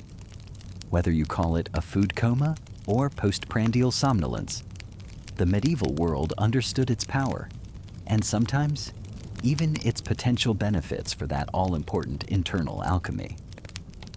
Just maybe don't worry too much about which side you're lying on, unless you're really committed to the historical accuracy of your nap. You find yourself, now, drifting into a slightly different kind of understanding, a gentler appreciation for what happens when the lights go out, not just in your room, but in the bustling workshop of your mind. We've talked about so much, haven't we? The grand ideas, the intricate mechanisms, the sheer effort of it all. But what if I told you some of the most profound intellectual leaps, those sparks of pure genius, weren't forged in the relentless heat of nonstop work, but in the cool, quiet embrace of strategic rest? It's almost counterintuitive, isn't it? In our modern hustle culture, where grind is a virtue and sleep is often the first sacrifice on the altar of productivity, the idea that doing nothing could be the key to doing everything better sounds almost, well, lazy. A bit like telling your boss you need a nap to optimize your deliverables. Good luck with that HR meeting. But back then, and perhaps even now if we're honest, there was this dawning realization, a whispered secret among the truly brilliant, that sleep wasn't just downtime. It was prime time for the brain. Imagine your mind as a vast, cluttered library, like the one we wandered through earlier, Remember all those scrolls and tablets during the day? You're constantly pulling books off shelves, opening them, leaving them strewn across tables. Information comes flooding in. New theories, experimental data, philosophical arguments, that annoying tune you can't get out of your head. It's a glorious chaotic mess. Then, sleep arrives. Like a team of meticulous part spectral librarians. They don't just tidy up. They curate. They carefully sift through the day's acquisitions, reinforcing the important connections, filing away the crucial insights, and, perhaps most wonderfully, gently discarding the trivial. This is memory consolidation in its most poetic form. Those complex equations you were wrestling with. The subtle nuances of a political treatise, sleep helps etch them more deeply, making them easier to recall, to build upon. It's like your brain is running its own highly efficient overnight defragmentation program. So when you wake, your mental hard drive is just snappier. And speaking of snappier, let's talk about focus. You know that feeling when you've been staring at a problem for hours and your thoughts start to get fuzzy, like trying to see through a fogged up window. Your concentration frays, your attention wanders, and you're more likely to be distracted by a passing fly than by the grand intellectual puzzle before you. Strategic rest, particularly a well-timed nap, acts like a squeegee on that window. It clears the mental fog. It's not just about feeling less tired. It's about restoring your executive functions, that part of your brain responsible for planning, decision-making, and, crucially, sustained attention. Think of it as hitting the reset button on your brain's operating system. Suddenly, the details are sharper. The mental chatter quiets down, and you can direct your cognitive resources with laser-like precision. It's a bit like trying to thread a needle, much easier with a steady hand and clear vision than when you're jittery and bleary-eyed from too much coffee and too little sleep. Now, napping. Oh, the glorious, often misunderstood nap. It wasn't just for toddlers or the elderly, not in the circles of genius. Anyway, it was a precision tool. Winston Churchill, for instance, famously swore by his afternoon nap. This is a pretty mainstream historical fact. He believed it allowed him to get 2 days' worth of work into one. And he wasn't just catnapping. He'd go the whole hog, pajamas, bed, the works, claiming this siesta refreshed him so thoroughly that he could work late into the night with undiminished vigor. He wasn't just recharging his batteries. He was strategically punctuating his day with periods of intense mental processing. This is where sleep truly begins to look like a spark for genius. It's not just about remembering facts or focusing better. It's about connecting them in new and unexpected ways. During certain stages of sleep, particularly REM sleep, your brain activity mirrors wakefulness, but with a crucial difference. The logical, critical filters are slightly loosened. This allows for more associative thinking, for disparate ideas to bump into each other and create novel combinations. It's like your subconscious mind is holding a wild brainstorming session, free from the constraints of rigid, linear thought. Ever woken up with a solution to a problem that seemed insurmountable the night before? That's not magic. That's your brain, well rested and creatively firing on all cylinders. This is where those aha moments are often born, in that liminal space between dreaming and waking, when the mind is both relaxed and incredibly agile. They called it sleeping on it, and for good reason. It's like letting your mental dough rise. You can't rush it, but given time, it expands into something much more substantial. And some took this to fascinating extremes. There's a rather quirky, lesser-known tidbit about a technique, sometimes attributed to figures like Salvador Dali or Thomas Edison, known as the hypnagogic nap. The idea was to sit in a chair, holding an object, say, a steel ball or a spoon, over a metal plate on the floor. As you drift into that pre-sleep state, that hypnagogic state, your muscles relax, the object drops, and the clatter wakes you up. The theory: to capture the fleeting, bizarre, and often brilliant imagery and ideas that surface in that twilight zone of consciousness. You're essentially trying to fish in the fertile waters of your own semi-dreaming mind. It sounds a bit like trying to catch smoke with a sieve, doesn't it? But the dedication to harnessing even these fleeting moments speaks volumes about the perceived power of these altered states of consciousness. Of course, historians still argue whether these highly specific napping rituals consistently yielded creative breakthroughs or were more akin to personal eccentricities that became part of the artist's or inventor's mystique. Did Edison truly get his best ideas this way? Or was it just one of his many quirks, like his legendary and rather understandable dislike for anyone disturbing his precious laboratory cats? Oh, wait. I might have misremembered that detail about the cats. He apparently had quite a few around, but the point about quirks stands. We now have the science to back up much of what these historical figures understood intuitively. We know that sleep prunes synaptic connections, strengthens important neural pathways, and allows for the clearance of metabolic byproducts that accumulate during wakefulness.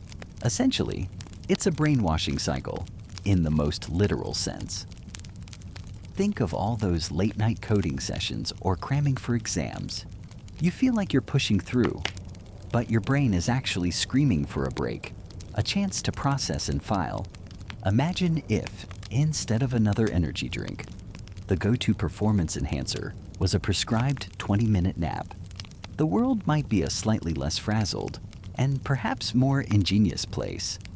It's a far cry from some of the more, shall we say, intense methods for seeking inspiration we might have touched upon earlier, like we mentioned with those alchemical pursuits. This is about working smarter, not just harder, letting the natural rhythms of your mind do some of the heavy lifting. So, as you listen to this, perhaps feeling your own eyelids getting a little heavy, remember that this sensation isn't a sign of failure or weakness. It's an invitation from your own brilliant mind to step back, to allow for that quiet, internal alchemy that turns information into understanding and understanding into genius. The spark isn't always in the fire. Sometimes it's in the cooling embers, where the real magic settles. So, you drift now from the structured snoozes of industry and the battle-worn bunks, and find yourself peering into the hallowed, and sometimes quite dusty, halls of academia. It's fascinating, isn't it? How something as simple as a nap can wear so many different hats, depending on whose head it's resting near. We're looking at napping across disciplines, and you'll see it's less about a universal snooze fest and more about a highly specialized tool, or, occasionally, a rather inconvenient human need. Let's tiptoe into the world of medicine first. You can almost smell the faint scent of antiseptic in old textbooks. Here, the nap has always been a bit of a chameleon. On one hand, you have the ancient wisdom echoing through the ages. That rest is paramount for healing. Remember Hippocrates, the father of medicine. He was a big proponent of rest, recognizing its fundamental role in recovery.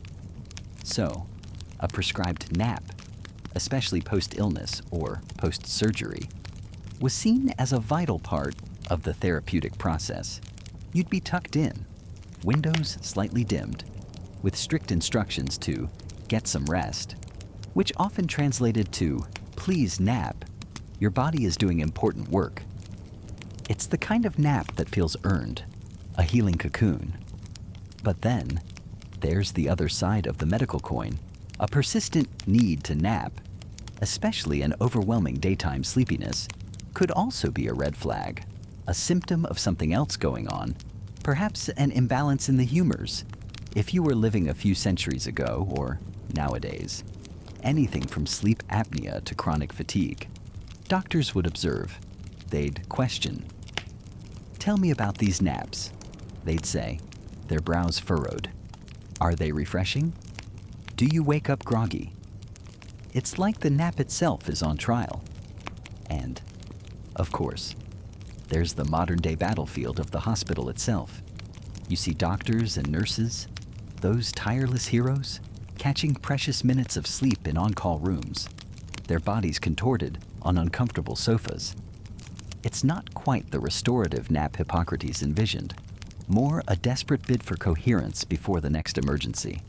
It's a survival mechanism, a biological imperative overriding the relentless demands of their profession.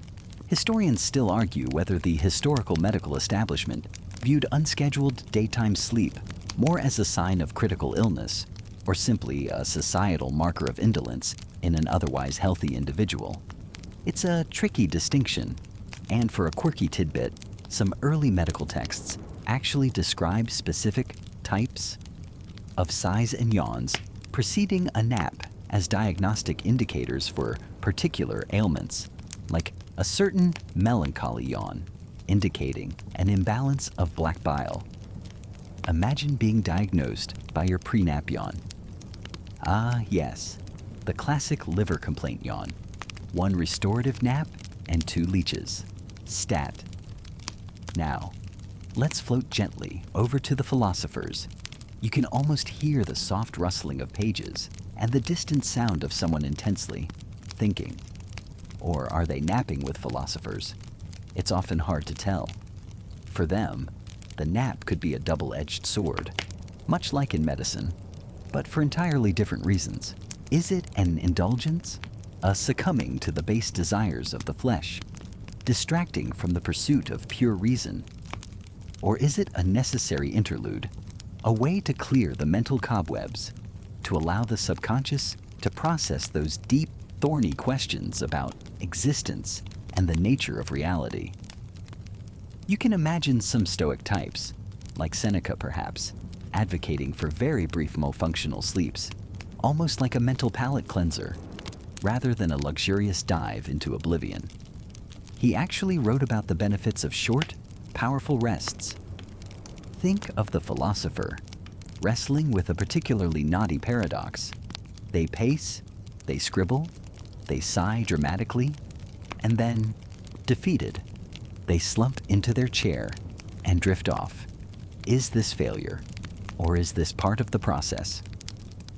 Perhaps it's in that liminal space between wakefulness and sleep, that hypnagogic state we've touched upon, that the solution appears, a shimmering insight delivered by the nap fairies. Or maybe they just wake up with a stiff neck and the same unsolved problem, plus a new layer of existential angst about wasted time. It's a real gamble.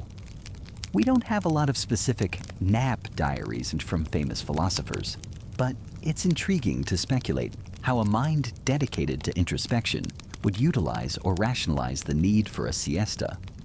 Perhaps Descartes napped before declaring, "I think, therefore I am," needing a little recharge before such a profound mic drop. I nap, therefore I might think better later. It doesn't quite have the same ring to it, does it? Now, let your gaze drift upwards, towards the stars. We're in the realm of astronomy. Picture an old observatory. Perched on a quiet mountaintop, it's cold. The only light is the faint, ethereal glow from distant nebulae filtered through a massive telescope, and the soft hum of its clockwork drive. Astronomers, by the very nature of their work, are creatures of the night. Their most productive hours are when the rest of the world is deeply asleep. This, as you can imagine, plays havoc with one's natural circadian rhythms, a concept we know so much more about now. So, napping for an astronomer wasn't a luxury, it was an absolute necessity. You can't meticulously chart star positions or hunt for new comets if you're nodding off into the eyepiece. Strategic naps, taken during lulls in observation or before a long night's vigil, were crucial for maintaining alertness and precision. Imagine them, wrapped in a thick blanket, perhaps on a cot tucked away in a corner, stealing an hour or two of sleep while the earth slowly turns. The silence would be profound, broken only by the wind outside or the occasional creak of the dome. These aren't your sunny afternoon siestas in a hammock. These are functional, often chilly, naps born of necessity. It's a testament to human adaptability. Really, bending our biological needs to the pursuit of knowledge beyond our world. A quirky thought did early astronomers ever get startled awake by? Say, a colleague excitedly shouting about discovering a new celestial body, only to realize they'd just been dreaming about finding a particularly good cheese on the moon. It's probably happened. The line between exhaustion-fueled hallucination and genuine discovery could get very thin at 3 a.m. Finally, let's wander into the library, the domain of literature. Here, napping takes on a more narrative role. You find naps sprinkled throughout stories, serving all sorts of purposes. A character napping might signify vulnerability, a moment when their guard is down. Think of Snow White in her enchanted sleep, or Rip Van Winkle, whose rather epic nap has become a cultural touchstone for missing out on life. Naps can be a plot device, a moment for dreams to convey prophecy or reveal hidden truths. They can symbolize escape, a retreat from the harshness of reality into a softer, quieter world. Sometimes, a character's penchant for napping defines them. Are they lazy, like a caricature of a sleepy servant? Or are they contemplative, a dreamy poet lost in thought? And what about the writers themselves, while some, like the famously insomniac Franz Kafka, might have viewed sleep with suspicion? Others surely embraced the nap. You can imagine a writer stuck on a particularly difficult chapter, hitting a wall of words. Frustration mounts. Perhaps a short nap, a deliberate unhooking of the conscious mind, allows the story to untangle itself in the background. They might wake with a fresh perspective, a new line of dialogue, or the perfect plot twist. Charles Dickens was known for his long walks to clear his head. But who's to say a restorative nap didn't also feature in his creative process, especially after one of those marathon writing sessions? One mainstream literary fact is that naps often feature prominently in pastoral literature, symbolizing peace, innocence, and a harmonious connection with nature. Think shepherds dozing under a tree. It's a far cry from the astronomer's cold, strategic snooze, showing just how context shapes our perception of this simple act. The literary nap is a rich tapestry, indeed. And so, you see, even the act of closing your eyes for a bit isn't uniform. It's colored by the lens of each discipline, each specific human endeavor. It's almost enough to make you want to, well, you know. So, you drift further down into the softer, more peculiar edges of the dream world, where the whispers of sleep lore curl around you like tendrils of mist. These aren't your typical lab coat and clipboard sleep studies. Oh no, we're venturing into the charmingly unregulated territory of what your great aunt, or perhaps that eccentric neighbor with too many wind chimes, might tell you about the mysteries of your nightly repose. You might find yourself contemplating, as you fluff your pillow, whether its orientation truly matters. There's a whole world of belief, particularly in practices like feng shui, suggesting that the direction your head points while you sleep can dramatically alter your rest, your mood, even your fortunes. Sleep with your head to the north, they say, for ultimate tranquility. Point it east, and you might wake up with a surge of ambition, ready to finally organize that spice rack. South or west? Well, let's just say opinions vary, and some involve rather energetic, perhaps less restful nights. It's a comforting thought, isn't it, that simply nudging your bed a few inches could unlock a new level of well-being, or at the very least, give you a new excuse for why you're still tired. And speaking of what influences your nightly adventures, what about that age-old warning? Eating cheese before bed gives you nightmares. You've probably heard it. There's a certain delicious logic to it, a dairy-induced dive into the bizarre. While science might point to things like tyramine in aged cheeses potentially affecting brain chemicals, the lore is far more entertaining.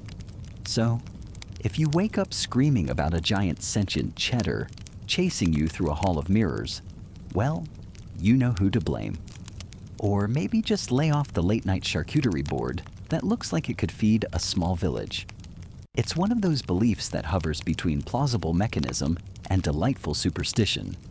Much like the idea of sleeping with a particular book under your pillow to absorb its contents, you might not wake up fluent in quantum physics by osmosis, unfortunately, though you might get a rather interesting imprint of the cover on your cheek, a temporary tattoo of knowledge. Perhaps then there are the unique characteristics often ascribed to dreams during naps. You know the ones, those shorter, sometimes intense bursts of sleep in the middle of the day. Some people swear these nap dreams are different, more vivid, more concentrated, like a potent little espresso shot of the subconscious. Remember when we talked about the different sleep stages? Well, some of these nap dreams feel like they're hitting the REM express lane, plunging you straight into bizarre narratives before you've even fully registered you're asleep. You might jolt awake from a 20-minute power nap, feeling like you've lived an entire lifetime, with the emotional residue clinging to you like static. There's a certain chaotic charm to them, a feeling that your brain is just quickly sketching out ideas rather than painting a full nocturnal masterpiece.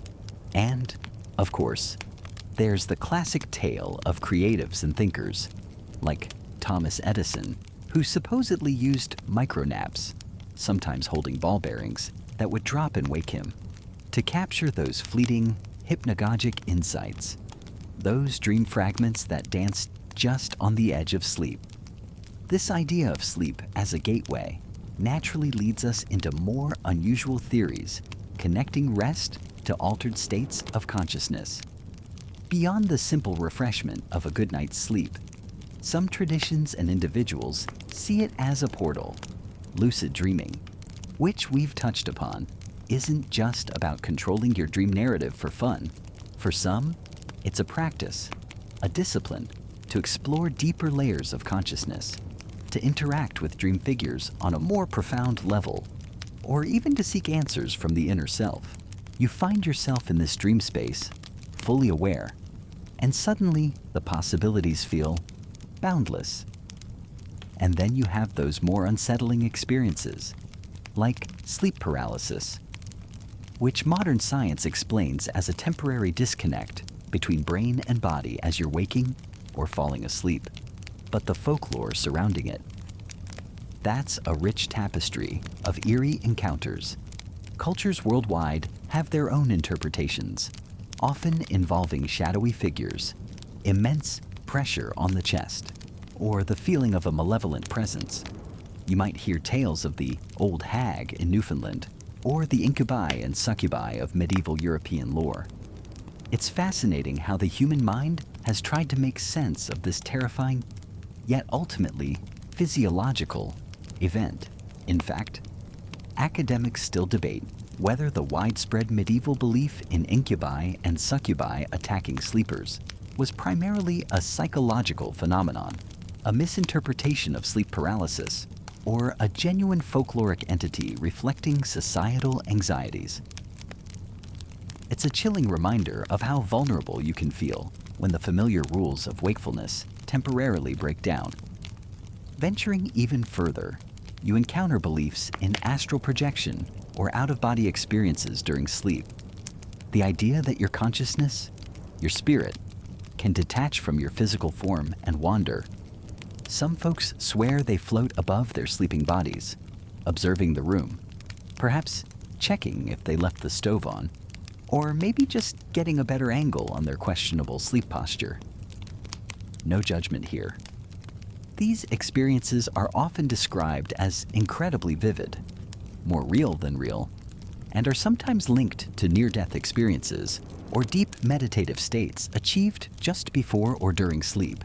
Whether you see it as a literal journey of the soul or a particularly powerful type of dream, it's a testament to the profound mysteries your mind can conjure when the body is at rest. These quirky beliefs often extend to specific health outcomes, not just general well-being. For instance, you might stumble upon old folk remedies suggesting that sleeping with a pouch of specific herbs under your pillow can cure ailments, beyond the well-known lavender for calmness. Perhaps something like hops for persistent restlessness, or even more obscure concoctions passed down through generations.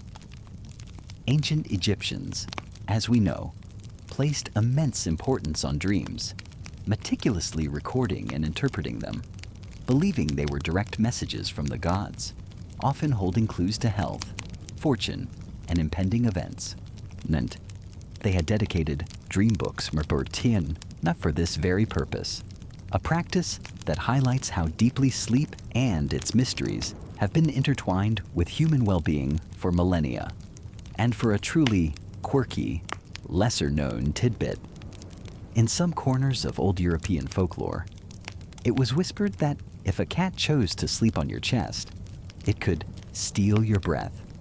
While it sounds rather sinister, it was possibly an early pre-scientific attempt to explain phenomena like sudden infant death syndrome, or even the crushing sensation sometimes associated with sleep apnea, or, indeed, sleep paralysis itself. It's a curious blend of affection for a common pet and a primal fear of the unseen dangers of the night. So, as you settle deeper into your own slumber, you carry with you these echoes, these whispers of sleep lore. They remind you that sleep is not just a biological necessity, but a canvas for the imagination, a realm where the lines between the mundane and the magical can blur, where ancient fears and hopeful theories still dance in the quiet darkness, just beyond the veil of ordinary perception. You realize that every night, you're not just closing your eyes, you're stepping into a story much older and stranger than you might think. All right. So we've journeyed through these incredible, intricate, medieval Islamic ideas about rest and sleep, haven't we? From the medical precision of physicians like Al-Razi and Ibn Sina, to the more spiritual and philosophical ponderings on dreams and the soul's nightly wanderings. But you might be wondering, did these thoughts just stay there locked away in beautiful Arabic script, admired from afar? Or did they, like a gentle scent on the breeze, drift outwards, finding new minds to intrigue? Well, let's tug on those threads and see where they lead, particularly as we tiptoe towards the European Renaissance. You can almost picture it, can't you? The bustling intellectual crossroads, not just of silks and spices, but of ideas. One of the most significant pathways for these concepts to travel was through the monumental translation movement. Remember those vast libraries we imagined, filled with scholars? Well, many of their most important works, especially in medicine, began a new life in Latin, in places like Toledo in Spain, after the Reconquista. Scholars, Christian, Jewish, and Muslim worked, sometimes side by side, sometimes in sequence, to render Arabic knowledge accessible to a Latin-speaking European audience. You can almost feel the dry rustle of parchment, the scratch of quill on vellum, as these complex ideas about the body, about health, and yes, about sleep, were painstakingly decoded and re-encoded. And what texts are we talking about? Well, the big one, the chart topper for centuries, was Ibn Sina's Al-Qanun fi al-Tibar'un, or the Canon of Medicine. This wasn't just a book, it was the book for hundreds of years if you were a budding physician in a European university. From Salerno to Montpellier to Paris, you were poring over Avicenna, as he was known in the West. It became a standard medical textbook right up into the 17th century. Imagine that. Ideas on health, including the necessity of proper sleep and its regulation, penned in 11th century Persia, shaping medical thought in Oxford or Bologna 500 years later. It's kind of like finding out your advanced calculus textbook was secretly written by Pythagoras, only with more direct practical application and probably fewer triangles. Now, a key part of the medical understanding that Avicenna and others so brilliantly systematized was the concept of the 6 non-naturals, which we touched upon earlier. Remember that list? Air, food and drink, motion and rest, sleep and wakefulness, excretion and retention, and the passions of the soul. These weren't considered natural because they were external factors you could, to some extent, control to maintain health and the balance of your humors. And European medicine, deeply rooted in the Galenic tradition that Islamic scholars had preserved and expanded, fully embraced this framework. So, when a Renaissance doctor advised a patient on how to live a healthier life, advice on regulating sleep, not too much, not too little. The right kind of sleep was a core component, directly echoing the principles laid down in texts like the canon, the restorative. As Europe moved into the Renaissance, there was this incredible surge of rediscovering classical Greek and Roman knowledge. But here's the interesting part. Often, this rediscovery wasn't a direct leap back to antiquity. It was frequently mediated through Arabic translations and commentaries. So when Renaissance scholars were reading Galen, they were often reading Galen as interpreted, clarified, and expanded by figures like Avicenna or Rhazes. It's like wanting to understand Shakespeare and starting with a really, really good annotated edition written by a brilliant scholar who also happens to have access to some lost folios. You get the original, plus layers of insightful understanding. This meant that the Islamic emphasis on regimen, on careful observation, and on the interconnectedness of body and mind found fertile ground. The Renaissance humanist focus on the potential of the individual, on living a full and balanced life, harmonize surprisingly well with these medical traditions. You can almost see a well-dressed Florentine merchant after a consultation being told by his physician, who might be wearing a rather fetching, if slightly impractical, velvet gown to ensure he gets his 7 to 8 hours. Perhaps the doctor even muttered a quiet, "Shukran, Avicenna," under his breath after the patient left. It's a bit of a stretch, but the intellectual debt was certainly there. Here's a quirky little tidbit for you. The humble lettuce, Galen, way back, recommended lettuce for promoting sleep. This advice was picked up and amplified by Islamic physicians.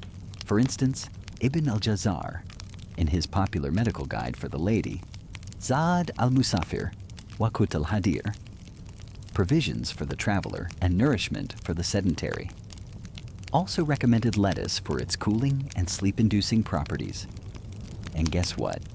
This pops up again in European Renaissance herbals and medical texts. So, if you're ever having a late-night salad and feel a bit drowsy, you're partaking in a tradition that's literally thousands of years old, passed down through these fascinating cultural conduits. Who knew your Caesar salad had such a venerable, soporific pedigree? Of course, the transmission wasn't always a straightforward download. Ideas get filtered, reinterpreted, sometimes even misunderstood. Historians still argue whether the more profound psychological or even spiritual dimensions of sleep and dreams, which some Islamic philosophers and mystics explored so deeply, truly permeated European thought to the same extent as the practical medical advice. Was it mainly the how-to of sleep management that got through? Or did some of the why, the deeper meanings, the connection to the soul's state, also find an echo? It's harder to trace those more subtle currents. The focus in European medicine, especially as it developed, tended to be very much on the physiological, but even if the more esoteric aspects were less prominent, the fundamental understanding of sleep as crucial for health, as something to be managed for optimal well-being, definitely took root. You see it in personal advice literature from the Renaissance, where a well-ordered life, including a well-ordered sleep schedule, was seen as a virtue.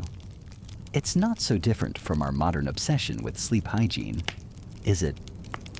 We're still trying to optimize our sleep, though perhaps with fewer discussions about balancing our phlegm and more about blue light filters. Our ancestors were probably trying to hack their sleep too, just with more herbal concoctions and fewer expensive smart mattresses. The printing press, once it got going in the mid-15th century, played a huge role too. Suddenly, these translated works of Avicenna, Rhazes, and others, along with new commentaries by Renaissance scholars, could be disseminated far more widely than ever before.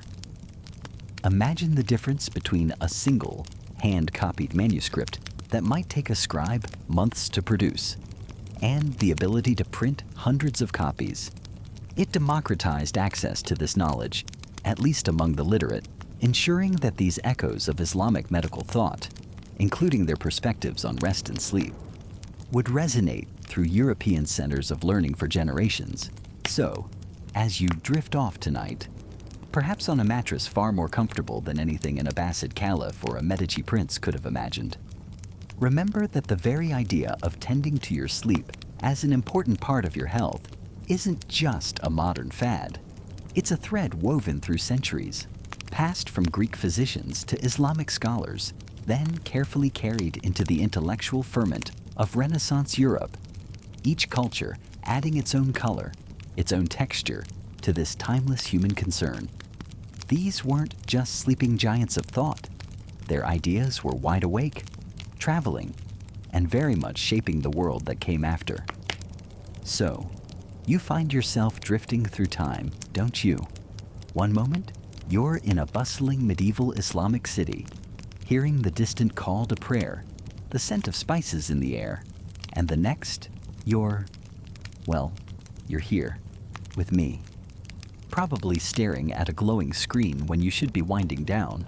It's fascinating, though, how some threads of understanding about something as universal as sleep can stretch across centuries, while others unravel completely, replaced by entirely new tapestries of knowledge. Let's gently pull at some of those threads, comparing what those brilliant minds of the medieval Islamic world, remember them from our earlier chats about their incredible hospitals and libraries, thought about sleep, rest, and health, and what your modern sleep app, or that very serious-looking doctor, might tell you today.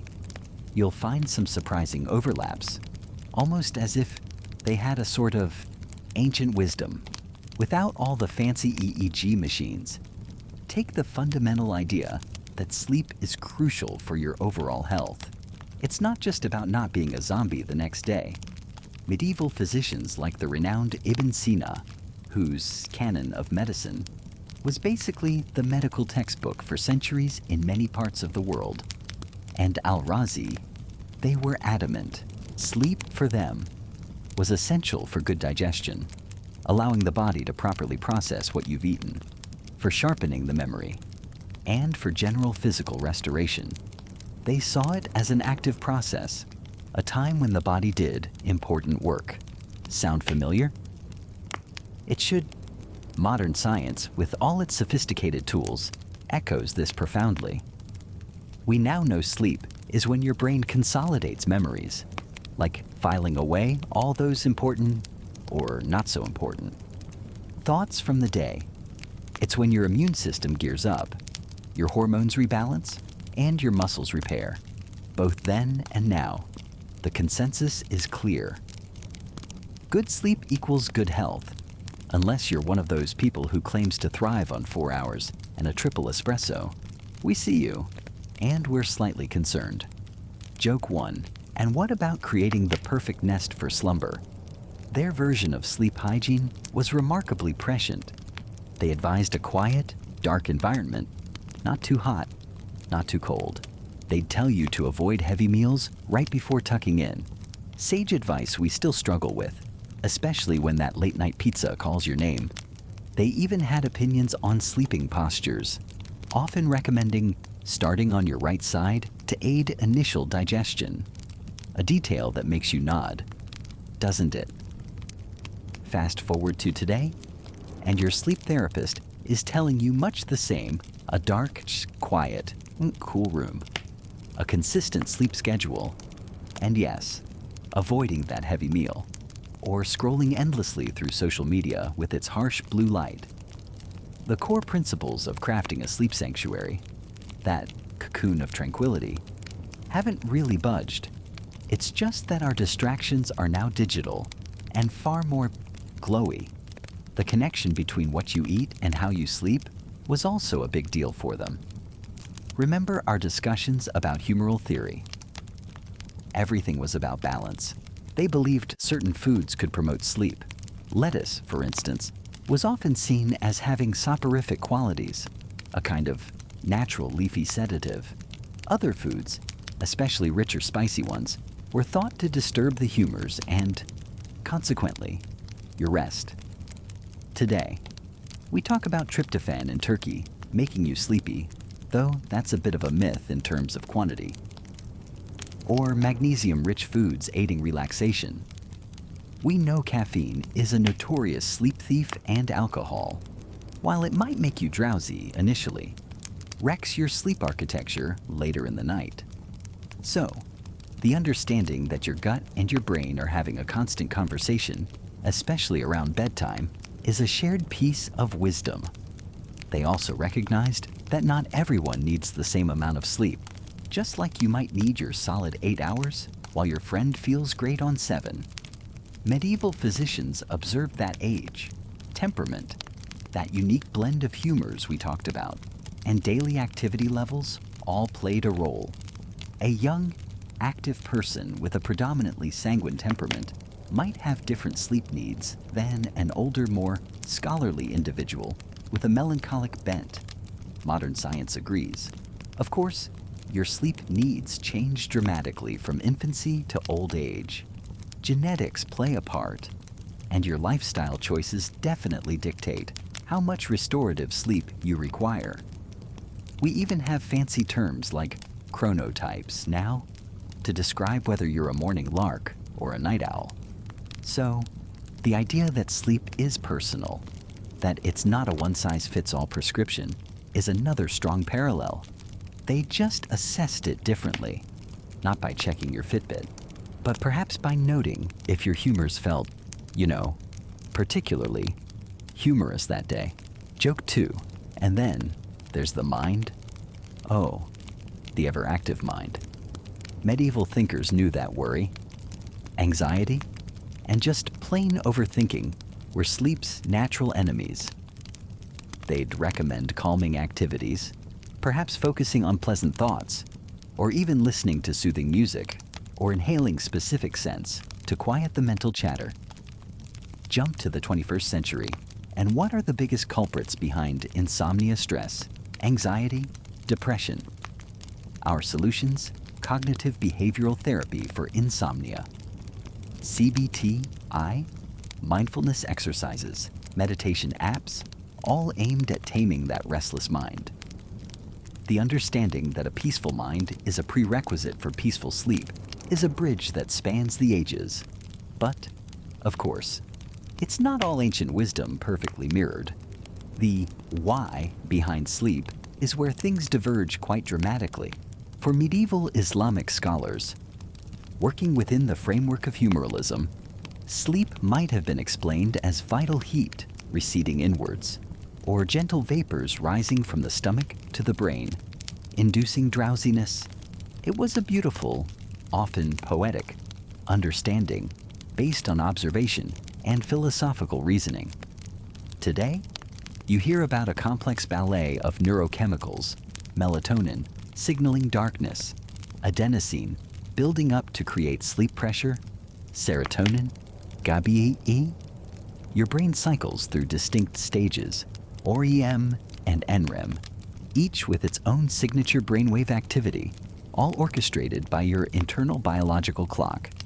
The suprachiasmatic nucleus in your hypothalamus, it's a far more intricate and, frankly, less romantic biological mechanism. The medieval explanation was elegant. The modern one is, well, complicated.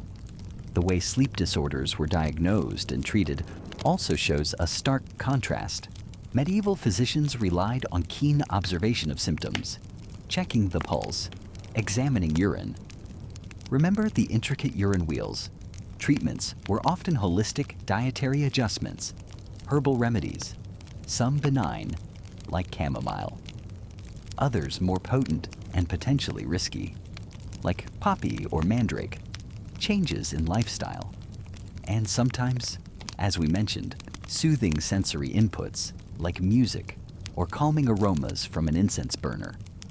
If you go to a sleep clinic now, you're looking at polysomnography, wires everywhere, measuring brain waves, eye movements, muscle activity, heart rate, breathing. You might get an actigraphy watch to track sleep patterns at home. Treatments are highly specific CPAP machines for sleep apnea, targeted medications, sophisticated light therapy to reset your circadian rhythm, and structured psychotherapies like CBTI. The diagnostic precision and the range of targeted interventions are worlds apart. There's also a subtle difference in how rest versus sleep was conceptualized. While sleep was undeniably important, the broader concept of rest, meaning quiescence, avoiding overexertion, allowing the body to maintain its humoral equilibrium, was perhaps more emphasized in a general sense. Today, our scientific focus is very much on the specific physiological and neurological processes of sleep itself, its stages, and its direct benefits. General rest is still good, of course, but the deep dive is into the mechanics of sleep. And what about dreams for medieval Islamic society? Dreams could be powerful. They might be divine messages, warnings from God, or, on the flip side, temptations or deceptions from jinn or shayatin demons. They could also simply be reflections of one's physical state, indigestion causing troubled dreams. For example, prayer and maintaining a state of ritual purity were often seen as conducive to good dreams and peaceful rest. Historians still argue whether the medieval emphasis on dream interpretation primarily served a medical diagnostic purpose, helping to understand a patient's humoral state, or a spiritual one, seeking guidance or meaning. Today, while the exact function of dreaming is still debated by neuroscientists, it's generally seen as a byproduct of brain activity during REM sleep, possibly involved in memory consolidation, emotional processing, or problem solving. The supernatural explanations, at least in mainstream science, have largely faded, replaced by attempts to understand the neurobiology of these nightly narratives. Finally, while medieval physicians certainly recognized that a lack of sleep was bad for you, leading to weakness, poor digestion, a foggy mind, our modern understanding of the sheer devastation of sleep deprivation is far more comprehensive and, frankly, terrifying. We now have mountains of research linking chronic sleep loss to an impaired immune system, an increased risk of type 2 diabetes, cardiovascular disease, obesity, accidents, mood disorders like depression and anxiety, and even long-term cognitive decline. They knew it was bad. We know it's a public health crisis. One quirky little belief from that era, though, was that too much sleep could also be detrimental. Some physicians thought excessive slumber could dampen the brain or lead to an overabundance of phlegm, making a person sluggish and dull-witted, a kind of humoral explanation for what we might call a sleep hangover, which, frankly, sounds a lot more poetic than your suprachiasmatic nucleus is a bit off. Joke 3. So, as you see, while the language and the explanations have transformed, that fundamental human need for restorative sleep and many of the basic principles for achieving it resonate surprisingly clearly across the centuries. It's a comforting thought, isn't it? That some truths about how to live well are timeless, whispered from a distant past, right into our very modern, very tired ears. And so, As you feel the soft edges of this journey begin to blur, you find yourself settling into a final, quiet contemplation of the nap's lasting legacy within that incredible tapestry of medieval Islamic scholarship. It wasn't just about catching a few Z's because the sun was high. Oh no, you can almost see the deliberate, almost reverent approach they had. Imagine, if you will, the bustling intellectual centers, like the famed House of Wisdom in Baghdad, a place where knowledge from across the known world was gathered, translated, and expanded upon. It's within such an environment, brimming with scholars, translators, and thinkers, that even the humble act of napping found its place as a sophisticated, integral part of a life dedicated to learning and contemplation. You see, the midday nap, that cherished qaylulah we've whispered about, was far more than a simple surrender to drowsiness. It was often a carefully considered practice, woven into the very fabric of their daily rhythm, much like their prayers or their study sessions. Remember how we touched upon the medical understanding of the time scholars, deeply versed in Greek traditions, thanks to their immense translation efforts, understood the body's need for balance. They knew that a period of rest, especially after the morning's intellectual labors, and before the afternoon's continued efforts, could rejuvenate not just the body, but sharpen the mind. It was a prescribed pause, a strategic retreat. You can almost picture a scholar, perhaps hunched over a complex astronomical chart all morning, finally closing his heavy texts, seeking out a cool shaded alcove in a quiet courtyard.